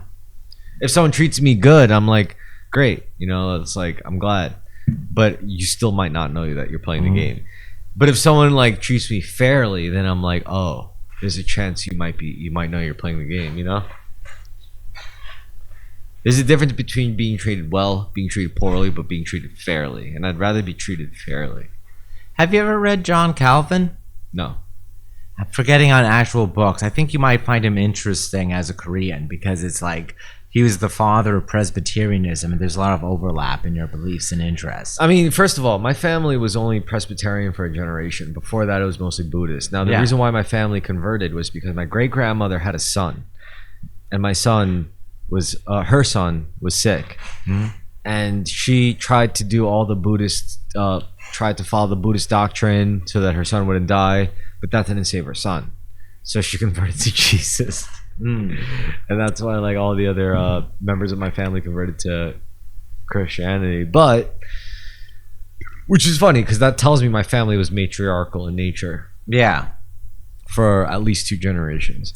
But it also tells me that you know, the Christianity or the Buddhism wasn't very genuine. So it was up to me to like figure out like what they were really searching for and why.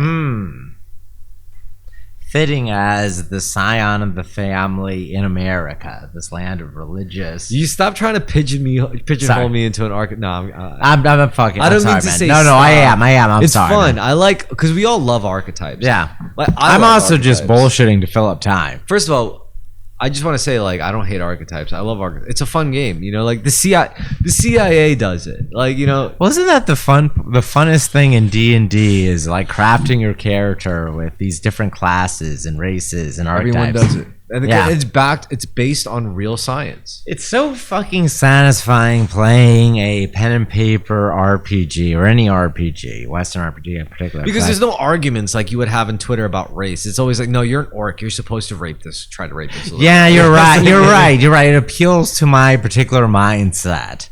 It's like, no, come on. Let's admit it. You're an orc. You have to try to rape this young maiden. And it's my job as the human male to stop you, okay? Yeah. Like, as the white human male to stop this black orc. Yeah. This darker complexion orc. Yeah. Yeah. With sharp ears and pointy teeth. Yeah. No, it is good. That's why fantasy is kind of good like that. But the reason why it's so good is because there's always rooms to subvert it. It's like, because then like 2 campaigns later, you'll have an orc like a female orc character who's like, what, you expect all of us orcs to just be mindless rapist savages? And it always creates dialogue. Well, this butch female insert, yes. But from a future trans woman. But this is how D&D actually managed to create more social progress than real life ever did, was because they provided that extra meta layer to be able to have this dialogue. It's like, well, what do you guys think? Like, do you believe just because this orc's like great uncle raped a human woman that her nephew should feel this way about your? And it's like, you make these arguments. That's what these RPGs are really for, honestly. Like. It's about to explore it's about exploring these ideas, which I love. Honestly. I've been playing Cyberpunk 2077 again. You should play that game. You would fucking love that game. I played it a little at release to enjoy the bugs. No, try to play like now that it's fixed, yeah. The full version with the expansion. It's really good. It's like the movies you put me onto all inspired this game. Well, I mean, if you like these movies, then you would have to like this game. Yeah. It's very charming. I love Deus Ex, which I know is a big influence on it. This is Cyberpunk 2077 is better. It is the better game, honestly. Yeah. It's nice. I mean, one of my favorite parts is one common thing in a cyberpunk genre is this idea of disassociation or multiple identity or some kind of identity disorder, Like, what is my brain? Is my brain really me? And this idea of like, being so disconnected from my sense of self that I become vulnerable in a way that'll destroy me in the new information age. And that's what Cyberpunk 2077 does really well, except the problem is the source of your dissociation is such a likable character in and of himself. It's Keanu Reeves. Yeah. It's fucking John Wick. It's fucking Johnny Silverhand, Imagine having like...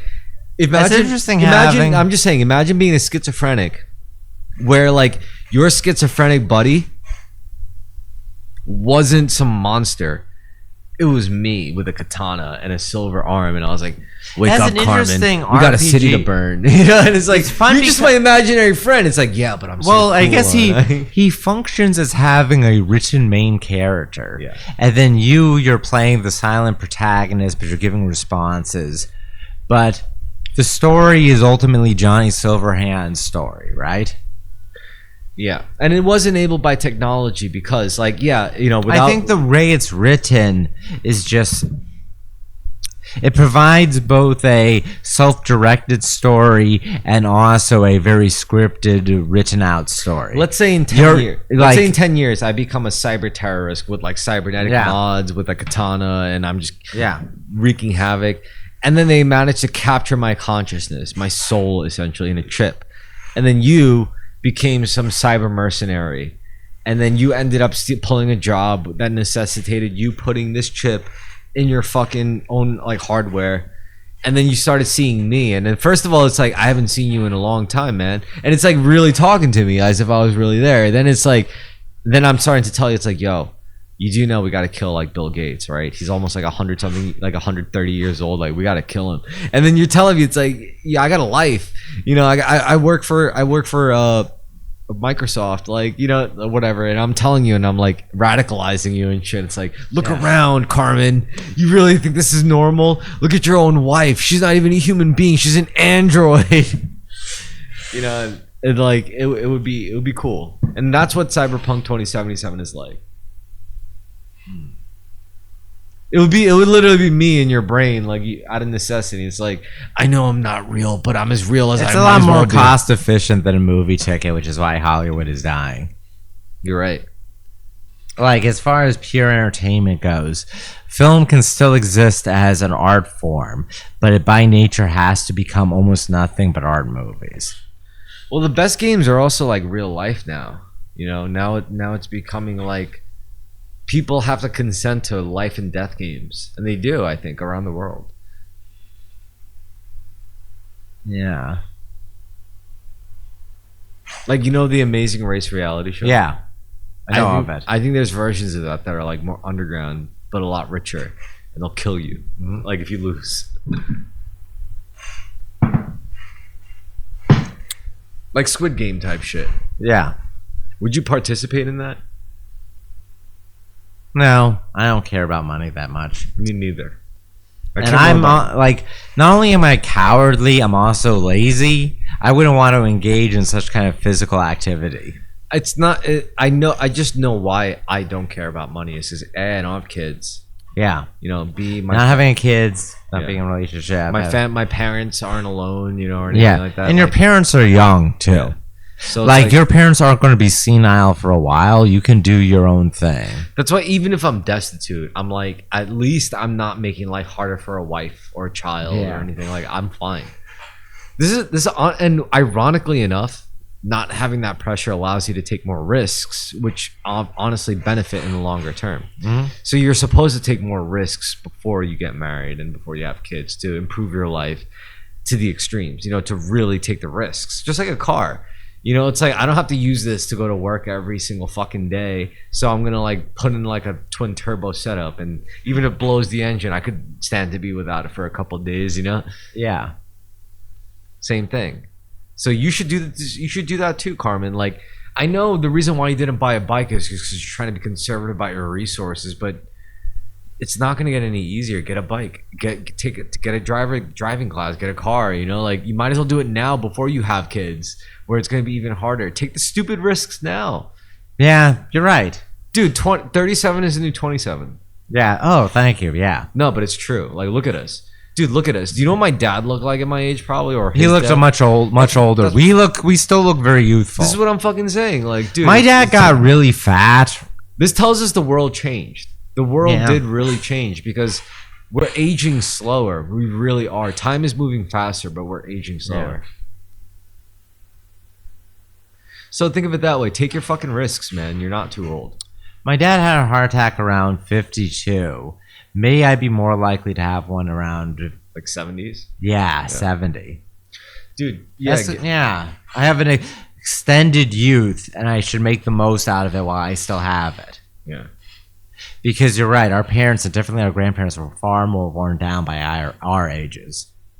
I think we should try doing a live stream one day. Mm-hmm. Like what we're doing now, except instead of recording, like we do it live. Yes, I agree. I think so too. I think that would be a good decision.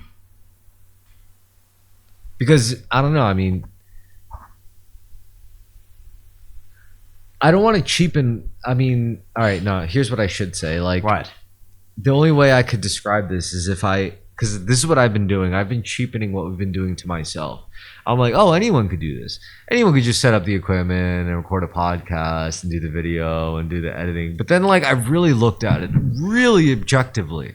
And I looked at it from the perspective of like a 21-year-old kid who didn't know anything. I'm like, could you really do this like overnight? And I was like, no, you can't. Like, this is a lot. Like, to be able to get the interfaces, to be able to get the fucking, like, the mixing, like, referenceable monitor speakers, to be able to get the mics, to be able to get the recording equipment, like visual recording equipment, everything was like, it took a lot.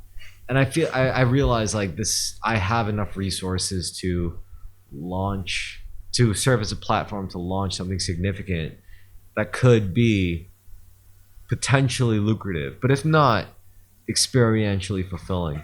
I already learned a lot. I already did. I mean, if you wrote me an essay about how like black teenagers in 2025 look very different from black teenagers in 2008, I could probably figure out how to narrate that and splice in video to make it like a real video essay. Ooh, okay. I see what you're saying. Like I have this ability now because Yeah. I have the resources to actually edit these slop videos that millions of people watch. You know? I mean, I don't have to use it for such evil. I could also use it for good things, you know, like if you actually wrote some good shit.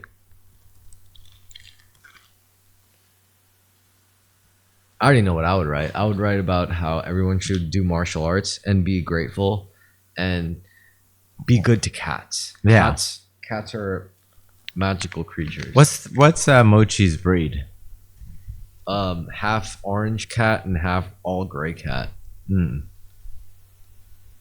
That's why he acts like such a rambunctious boy, but also mystical. It's the gray cat that's all mystical, and the orange cat that's I always look at his handlebar mustache. the Hitler mustache. I mean, he doesn't quite have it. I've seen other cats that had far more of it, but Yeah, no, he's just got a dot on his nose, yeah. and like I do agree. A real Hitler mustache would have been pretty baller. Yeah, I would. I've seen a cat like that before, and I really admired Mein Führer. Yeah, I think whether or not a person can get along with a cat is probably a good sign of their intellectual capacity. You know, or their desire to, at least. I mean, cats are just they're different. You know, like dogs are tools. Cats are like guardians. They're our guardian angels. Yeah, protecting against rodents. Yeah. I mean, you could be allergic to cats and it's still useful. Like if let's say you own a warehouse, Yeah. just leave some cat food around, keep some cats there, and they'll take care of the place and they'll be happy. They get to run around. You could even give them a litter box. They'll figure it out. They train themselves with that. Just don't be dicks to them. Just don't be mean. Yeah. Don't try to confine them into a small space, and they'll be happy. I mean, he's happy because I've had him since he was a little kitten. And he's been on the outside too. Like, he knows what's out there. And he decided he was happier indoors as a pampered little bitch. Yeah, cats are good. You should definitely have a cat. I also think, like, cats might have healing properties, you know? How so? Elaborate. Like, it's already scientifically proven that you could use certain sound frequencies to physically damage a human body. You're gonna say that purring has like a healing aura. I think so. Interesting. Go on. So you feel like you recover quicker from injuries because you own a cat. Well, I don't get injured that much, but Would you recover from colds quicker? I don't really get colds. I think illness is the product of an unbalanced mind. I haven't gotten a cold in a year and a half, where I used to get them all the time. Maybe that means your mind hasn't been too imbalanced for a year and a half. Yeah. Well, prior to a year and a half ago. I mean, I've I been mean, gradually getting dude, more and more resilient. You've told me about like all these problems you've been having, but I don't think they've ever affected you to the point where you've gone off the rails about shit. And there was some serious shit. Yeah, that's true. Thank you, Adrian. Perhaps I've just been very serene through a lot of chaotic circumstances. I also think like you've always had an avenue to talk about it. You know, That's it's true. like- I also have many, many friends, and I'm very blessed. I feel so great. What I'm most grateful about having moved to New York is how many people I've met. And previously, it felt like there just weren't enough people worthy of my time. Now I realize I don't have enough time in the world to interact with all the people I've met here. Sure. Yeah. And wonderful people I've met. I feel filled with love for humanity since moving to New York. Well, so now you see why it's more comfortable to be like everyone's the same soul living out different Yeah, lives. yeah. Yeah. Because if you I don't keep saying that because it annoys. I know what you're doing. I appreciate it, but it still annoys me at a certain point of the night. Of course, yeah, it's supposed to be annoying because we're taught the opposite.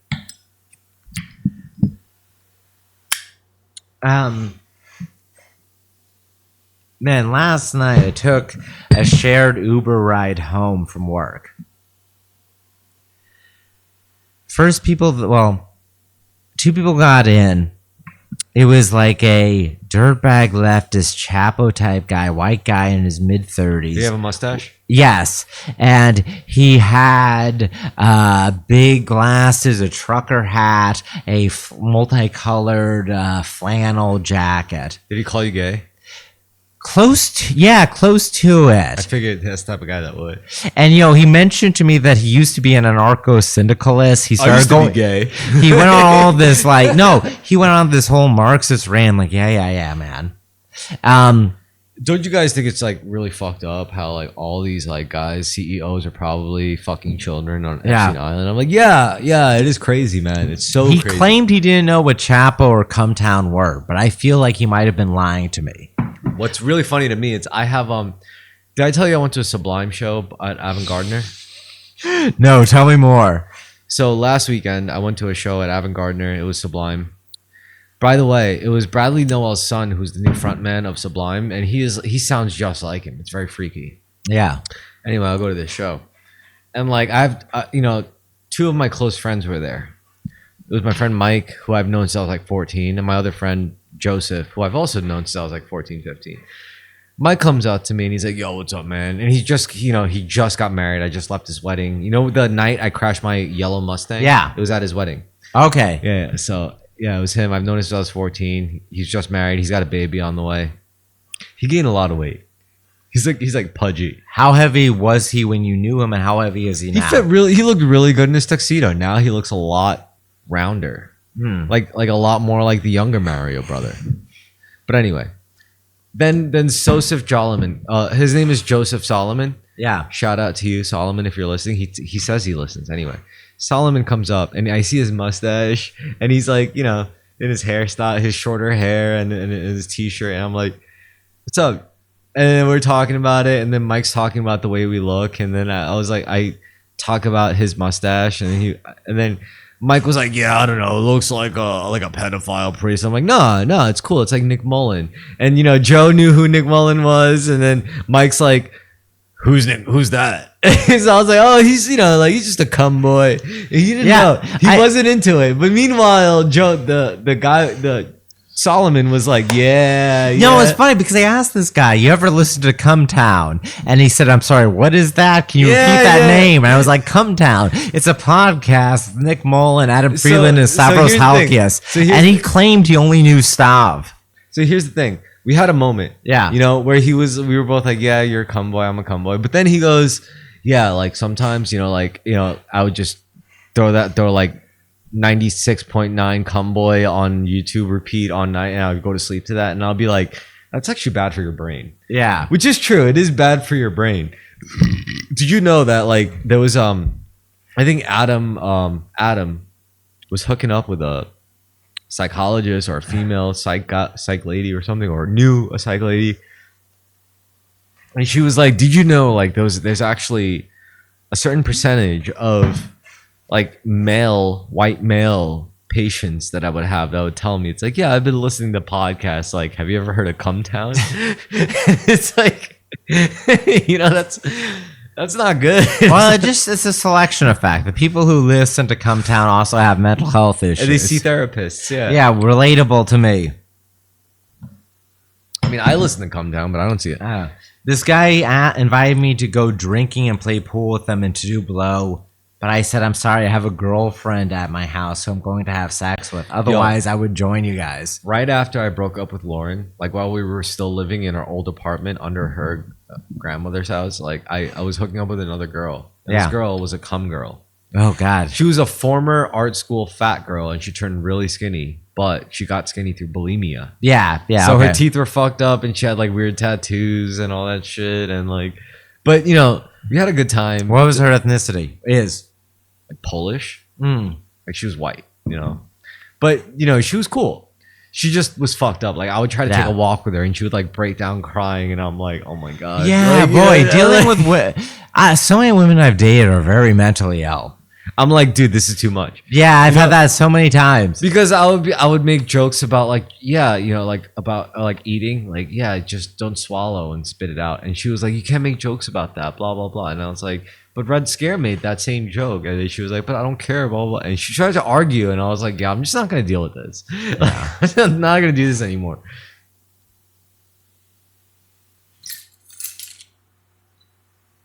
But yeah, she was definitely fucked up, and she was a cum girl, and I was like, cum town people are just probably fucked up in general. Cum people is a great denominator. Cum people, yeah, Yeah.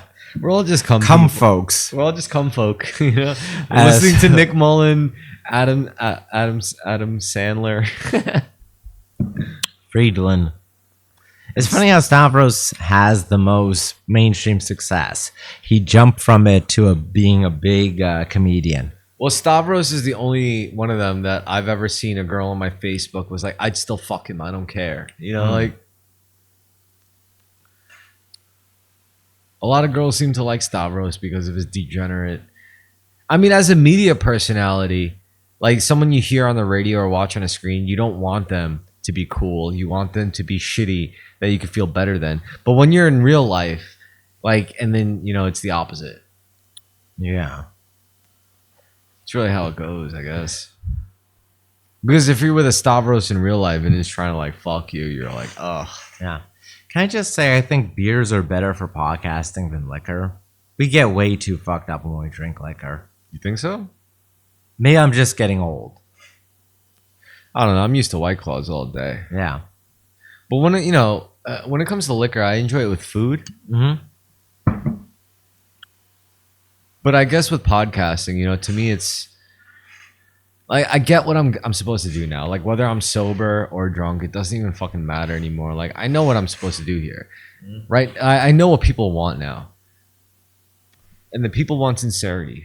They don't want me to hide behind this veneer of wanting more likes, wanting more followers, of wanting money from you or anything like that. They just want me to like give my actual true thoughts from the perspective of a semi-smart person, you know, like living in America as an Asian American male, you know, because it's not too rare, but it's rare enough where like, you know, you don't see too many Asian American guys willing to articulate themselves this way on a camera for YouTube, you know. I mean, yes, there's a few, but they're not, you know, they're few and far between. Still a novelty. I think I'm still a novelty. And it's not just me. You know, I also have like my beloved guests. There's Carmen. There's this Eastern European immigrant guy, Dimitri. There's also Richie. There's also, you know, Ari. There's everyone that I've ever had. I'm grateful for all of them. And Terrorisk has been a fun project. And I have to keep it going because, I mean, it's not that many people, but regardless of the number, like it'll always be a refuge. Like I'm not trying to sit here and make you think a certain way about women or men or Sweeney Todd or fucking, you know, Sydney Sweeney, I should say. Sorry. Sweeney Todd, yeah. I'm not trying to tell you that you should be racist or shouldn't be racist. I'm not trying to tell you that you should or shouldn't smoke or vape. I'm just trying to tell you to be grateful. Also, I'd like to talk to everybody about my, you know, various interests. Like I'm into computers, which we all interact with. Even though Each part of our lives, these magical devices we interact with. Yeah, even though, you know, most people interact with their touchscreen Androids and iPhones, which makes you stupid. Get a fucking desktop, all right? And learn how computers work because it's fun. I'm not saying you have to. It's not life or death. But if you have some time, learn how computers work. It's fun. You have a motherboard, CPU, RAM, GPU, fan, power supply. Learn how these all connect with the SSD and all that shit, and display, mouse, keyboard. Like, learn it. Learn the thing that you're fucking using all day. Don't let them learn it for you. Don't let them learn you. Learn it yourself. Don't let these people own you. And all you got to do to not let them own you is to just stay grateful. I really think that's the key. I wouldn't have gotten into computers if I wasn't grateful. If I wasn't grateful, I'd be like, I want a Mac. I want an iMac. I want the next best fucking, you know, the latest Intel HD. I want the fucking latest Asus laptop book. I want the latest Chromebook. Like that's gay shit. Like no, just get something that you know has like a higher ceiling for upgrade and learn how to upgrade. That's how you should view everything. Like there's so many easy solutions, but why go after that? I mean, whether you make $1 million or $1 billion, you still die like the rest of us who make $0. You know, like you can't take your money with you after you die. So why are you focusing so much on that? Focus more on the experience, the journey, the squeeze. The juice is fleeting. The squeeze is forever.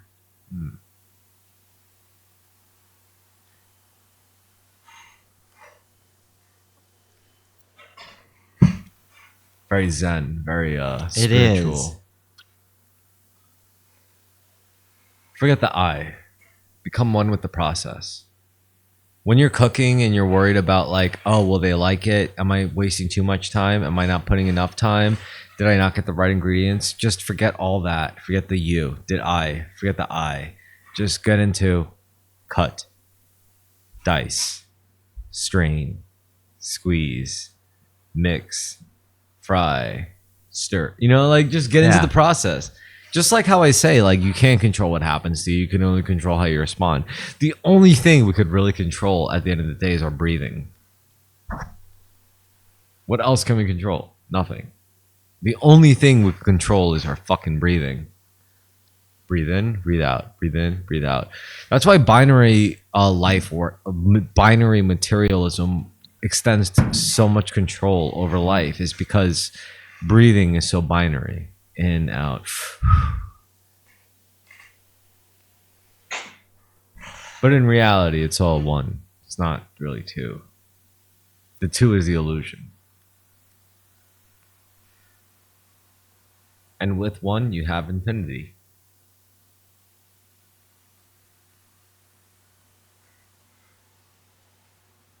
Are you religious yet, Carmen?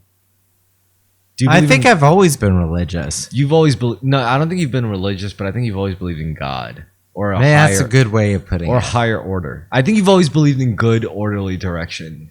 I think I've always believed in organized religion, even though I didn't practice it, so I was hypocritical. But I liked hyping it up on an abstract level, which allowed like you to I engage wanted to with be it. a priest in childhood. Really? Yeah. That's interesting. Why is that? Because it's a heavy, dedicated vocation. Yeah. It's like saying like I want to be a samurai. You know, like which It I've was met different people when I who was are like, I younger, want to be but a yeah. samurai when I was a kid, and I was like, shit, it's a heavy vocation. Like seriously, like you have to be fucking dedicated.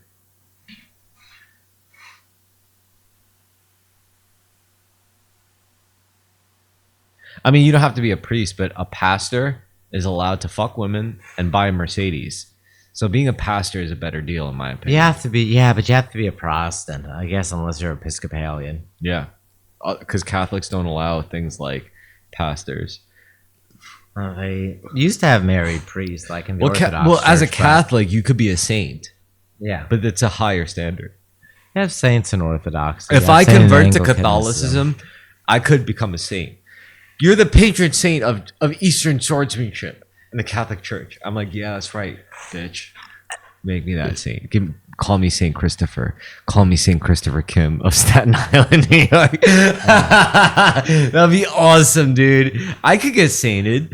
Dude, if I worked really hard and converted now. You have to have miracles occur around you, but yes. I think I could make miracles occur around me. I mean, as far as the church is concerned, I can make miracles occur. I could do something. I could save a life in a weird way through swordsmanship. I'm pretty sure I could. I wouldn't mean to, but it would happen by accident, and I would tell like the Pope, I'll be like, see, this happened, I should be sainted. They'd be like, I can't explain this. Can you? And I'll be like, no, I can't explain it either. And they'd be like, you're a saint. I'll be like, thanks. That's just what I wanted.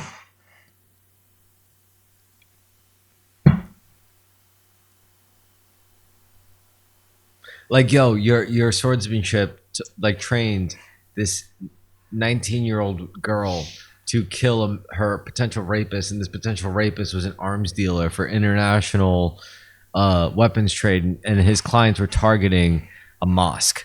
Yeah. So you know you're like Allah's savior or whatever. You know.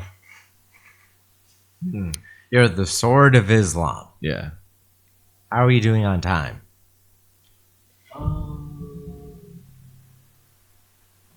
We're at like 1 hour and 52 minutes.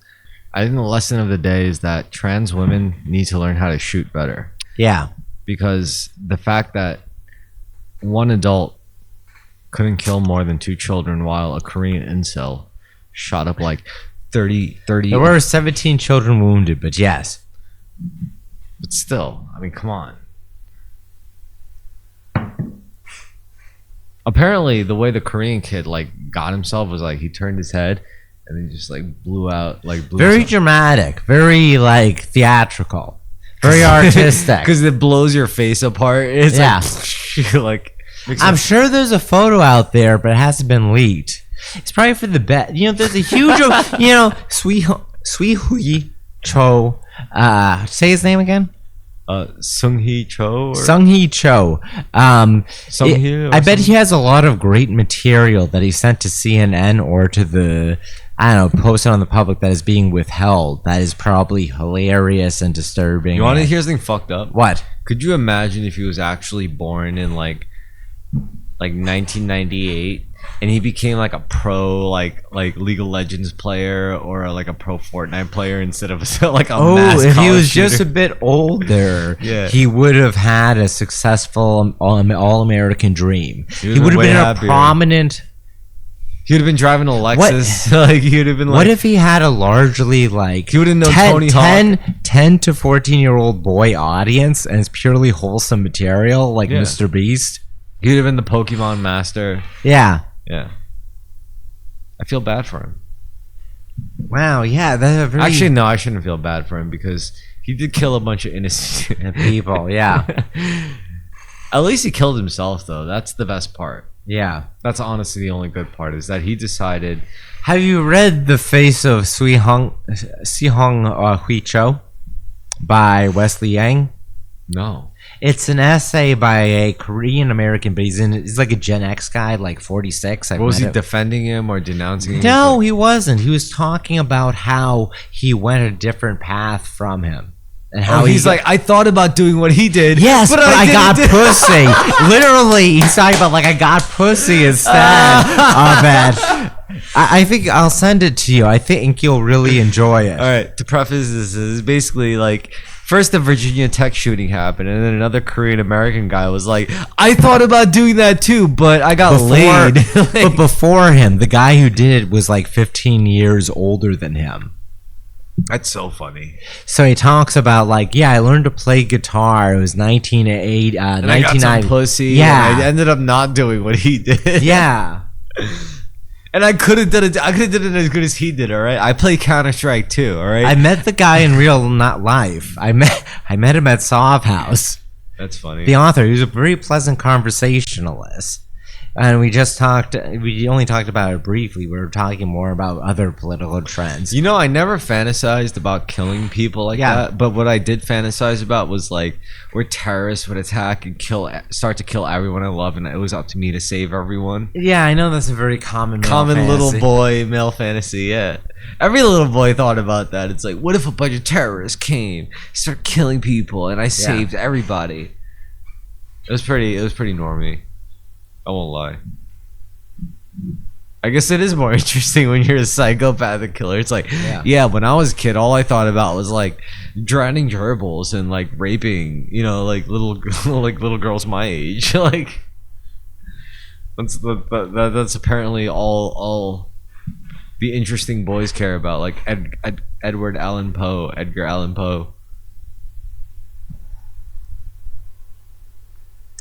I don't. All right. First of all, I should take that back. I don't mean to knock women's sexual tastes. All right.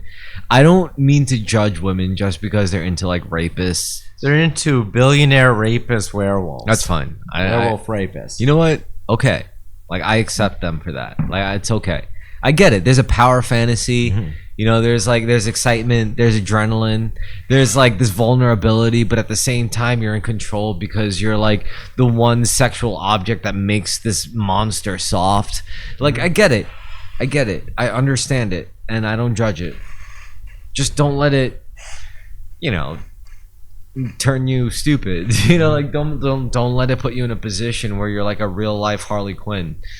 You don't want to be a real life Harley Quinn. It's all fantasy, right? Yeah.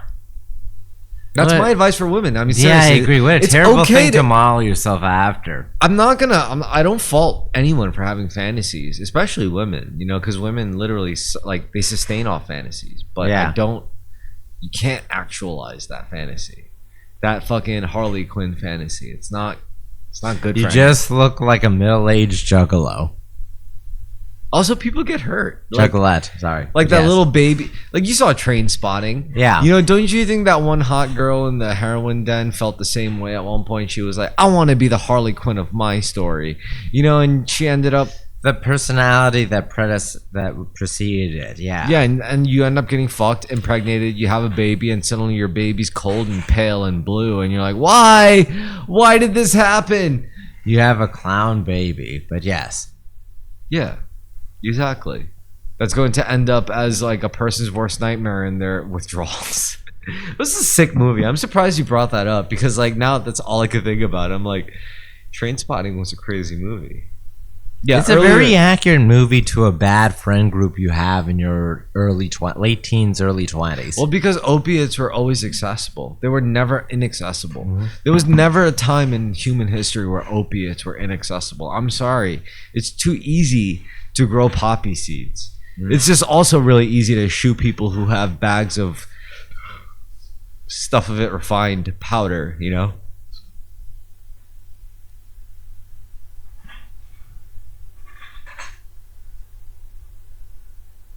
How do you feel about heroin? I've never done it. I've never done it? No. You never done any opiates? Oxycontin after I had my wisdom. I've done Percocets, you've done Oxy. How did you feel about Oxy? I didn't like it at all. I didn't like I only Percocets took it either, orally. I'll take any drug except an opioid. Yeah, I don't like opioids either. You'll give me a random research chemical. How do you feel about I'm drunk, I'm at a strange bar, someone offers me a strange research chemical. I'll take it. Yeah. But I will not take opioids if someone offers them to me. Like, oh, this is just a little bit of Oxy, or this is just a little bit of Percocet, I'll be like, nah. But if someone was like, oh, this is some mescaline, at least I think it is, I'll be like, yeah, I'll take it. It's because I don't... How do you feel about what I said about like anesthetics and aesthetics? I agree with it entirely. There's some things that numb you, other things that heighten other experiences you have. Alcohol to me is the only acceptable anesthetic. Yeah. I mean, there's some anesthetics you have no choice during procedures. Like if you're getting a tooth pulled, I'm sorry, you need Novocaine, or at least like you need that.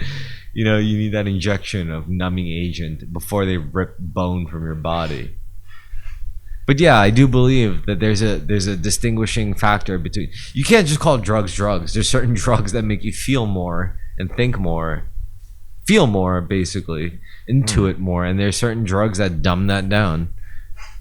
Like if you're a rape victim, you need that. Maybe you need that. Maybe you need to dumb it down. Maybe you need... Especially if you're like, imagine being like a visual painter and you were a victim of like a street rape. Like you're gonna have the type of brain that's just gonna visualize it in clear detail over and over and over again, to the point where you're probably gonna paint it over and over again, and you're gonna paint it and you're gonna keep it a secret from your friends and family. You're gonna be like, oh, they can know about I painted this. Yeah, she's French.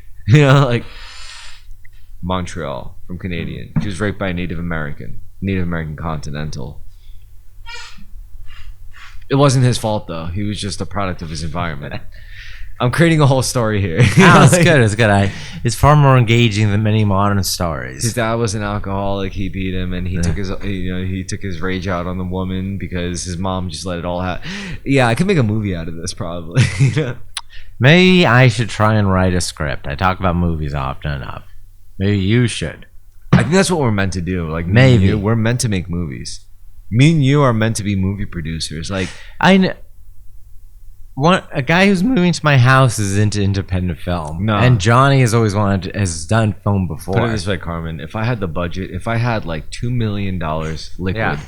that's just enough to pay the right talent, not the best talent, but the right talent.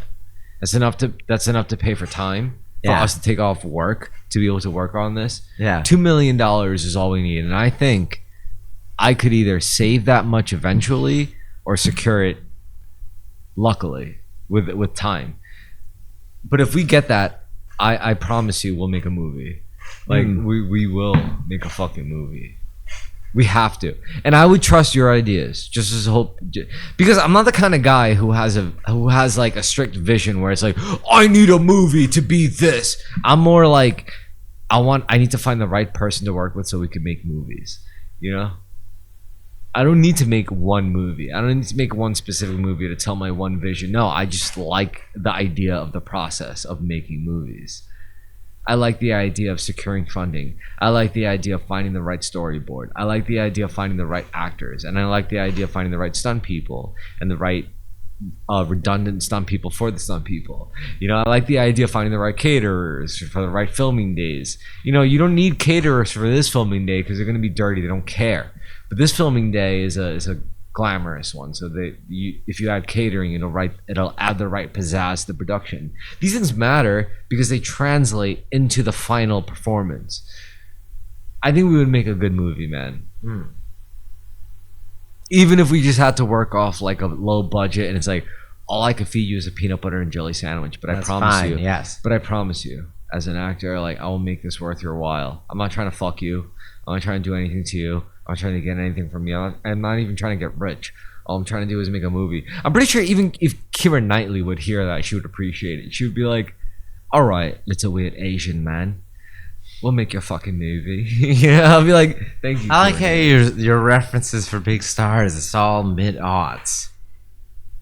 All right, Seth Rogen, I'll be like, you're a piece of Once, shit. once again, you're like late aughts, early 2010s. All right, Sydney Sweeney, I'll be like, dude, I'm so much older than you. I'm like an old fart compared to you, Sydney Sweeney. But please, just play this role. Play this fucking role, and I'll buy you drinks. I'll get your ketamine, whatever you're into.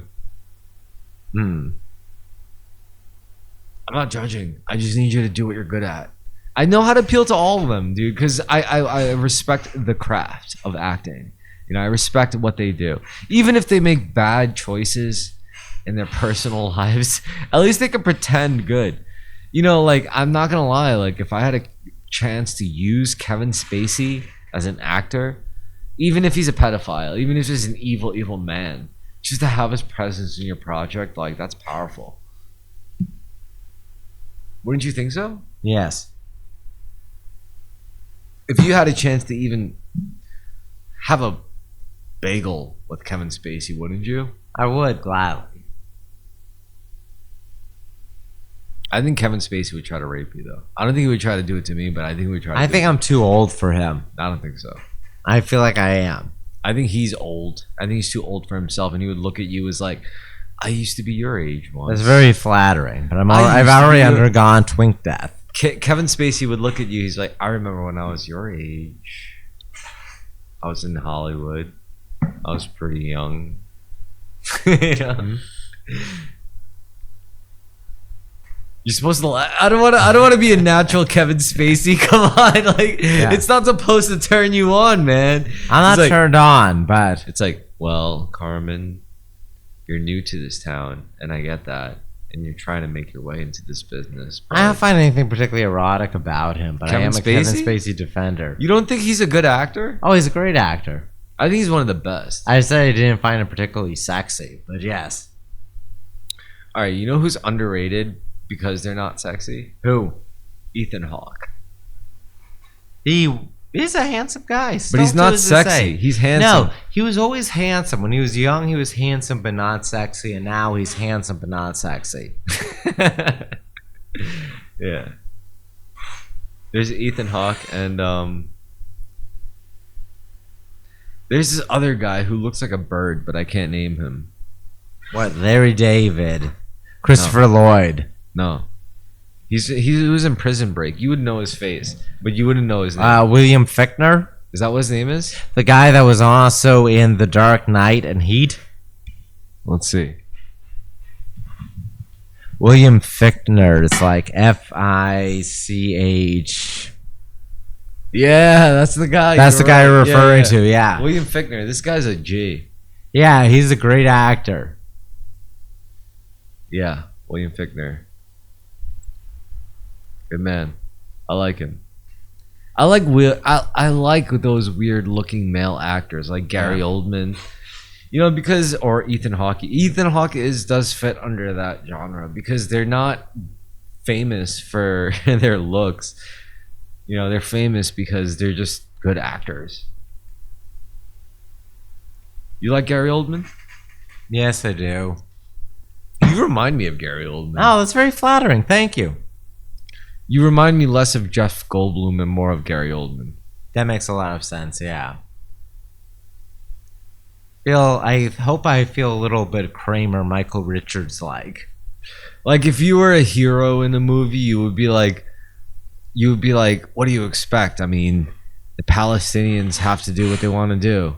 But if you were a villain in a movie, it's like, what do you expect? Israel's got to do what Israel's got to do. You know, like you'd be a good Gary Oldman.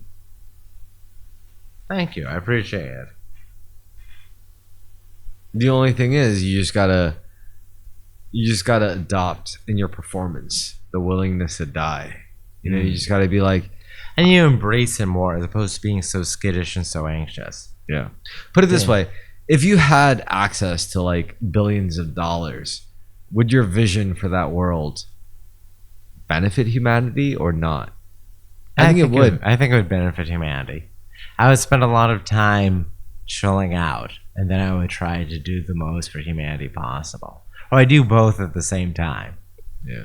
See, my recommendation to you is, all right, like I'm not saying like this is real life advice. I'm just saying like if your life were a movie, if you were to direct it into a good direction, your next step is not to take like a business class or further bartending like advanced cocktail lessons. It would be to learn like Muay Thai. Yeah, or to learn I agree. like Wing Chun or some shit. You know, like do like something more physical and more like earthy. You know, and then you become like, then you would apply that wisdom to your basic bartending. You'd be like, wait a minute, I understand. This is just a form of kata. You know, you'd be like, yes, it's all about exchange of energy. She wants a cosmopolitan, but she really wants an appletini. You know, from her energy. I agree with you. I'm at that hour where I'm so intoxicated. I'm just agreeing with you. Very well, suggestible. you should, dude. But I agree. I know, and I will. Yeah. Already, I'm engaged with it on that level. There's an element of like Hong Kong cinema I bring to my workplace behavior. Also, if you see like a middle-aged man, Yeah. at your bar, you got to be like, you look at his hand. It's like, I don't see a ring, but I see a tan line. He's either divorced or he's here to make bad decisions. There's a group of girls there. Maybe. There's never singles interactions at my bars. Everyone that comes in is well, I could see that on a date, but you're right. I see that on a date, but I would not see it as an active pickup at the bar because it's not a singles bar. Do you think you get a DJ night for me at your place of work when you're working? Like, I'll do it for free. If you do it for free, yes, possibly. And I'll let them choose the playlist. Yeah. I'll be like, you choose the playlist. And if it doesn't work, I'll be like, all right, let me choose the playlist.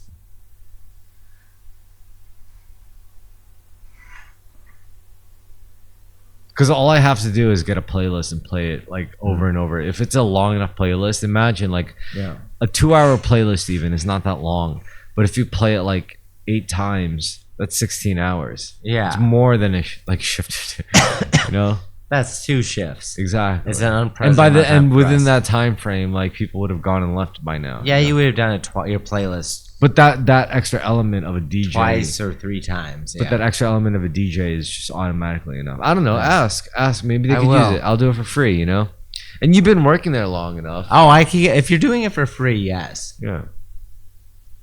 You have to tailor it to a middle-aged like Latino crowd. Yeah, I'm gonna play like Avicii, Martin Garrix, maybe some Tiesto, like lightly though. I'll keep the volume low, and it's like, oh yeah, it's like, I don't know if I could get you a D.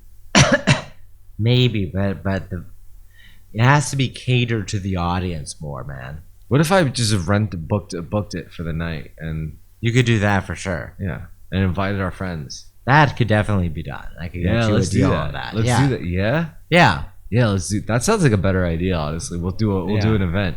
And your job could get all the money for the bar. Yeah.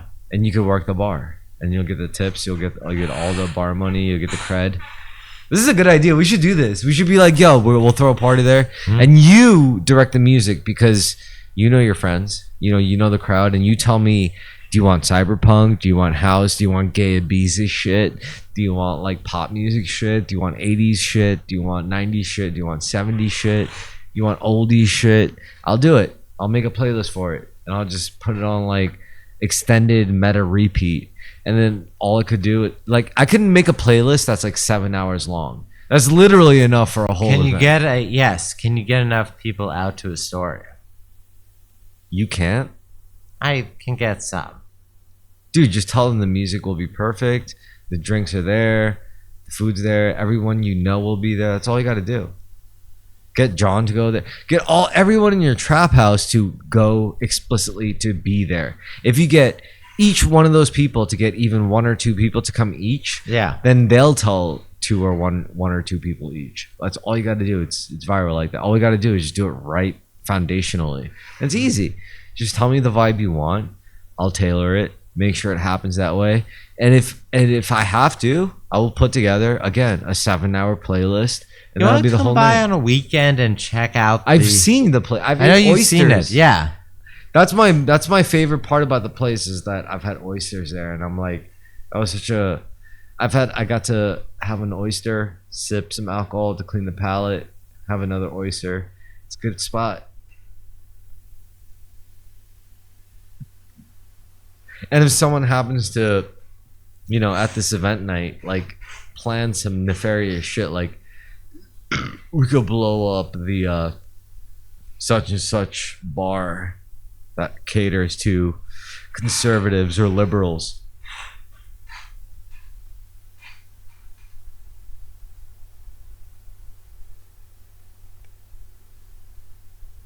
I mean, that's all I want it for now. Like, I don't really care about geopolitical change.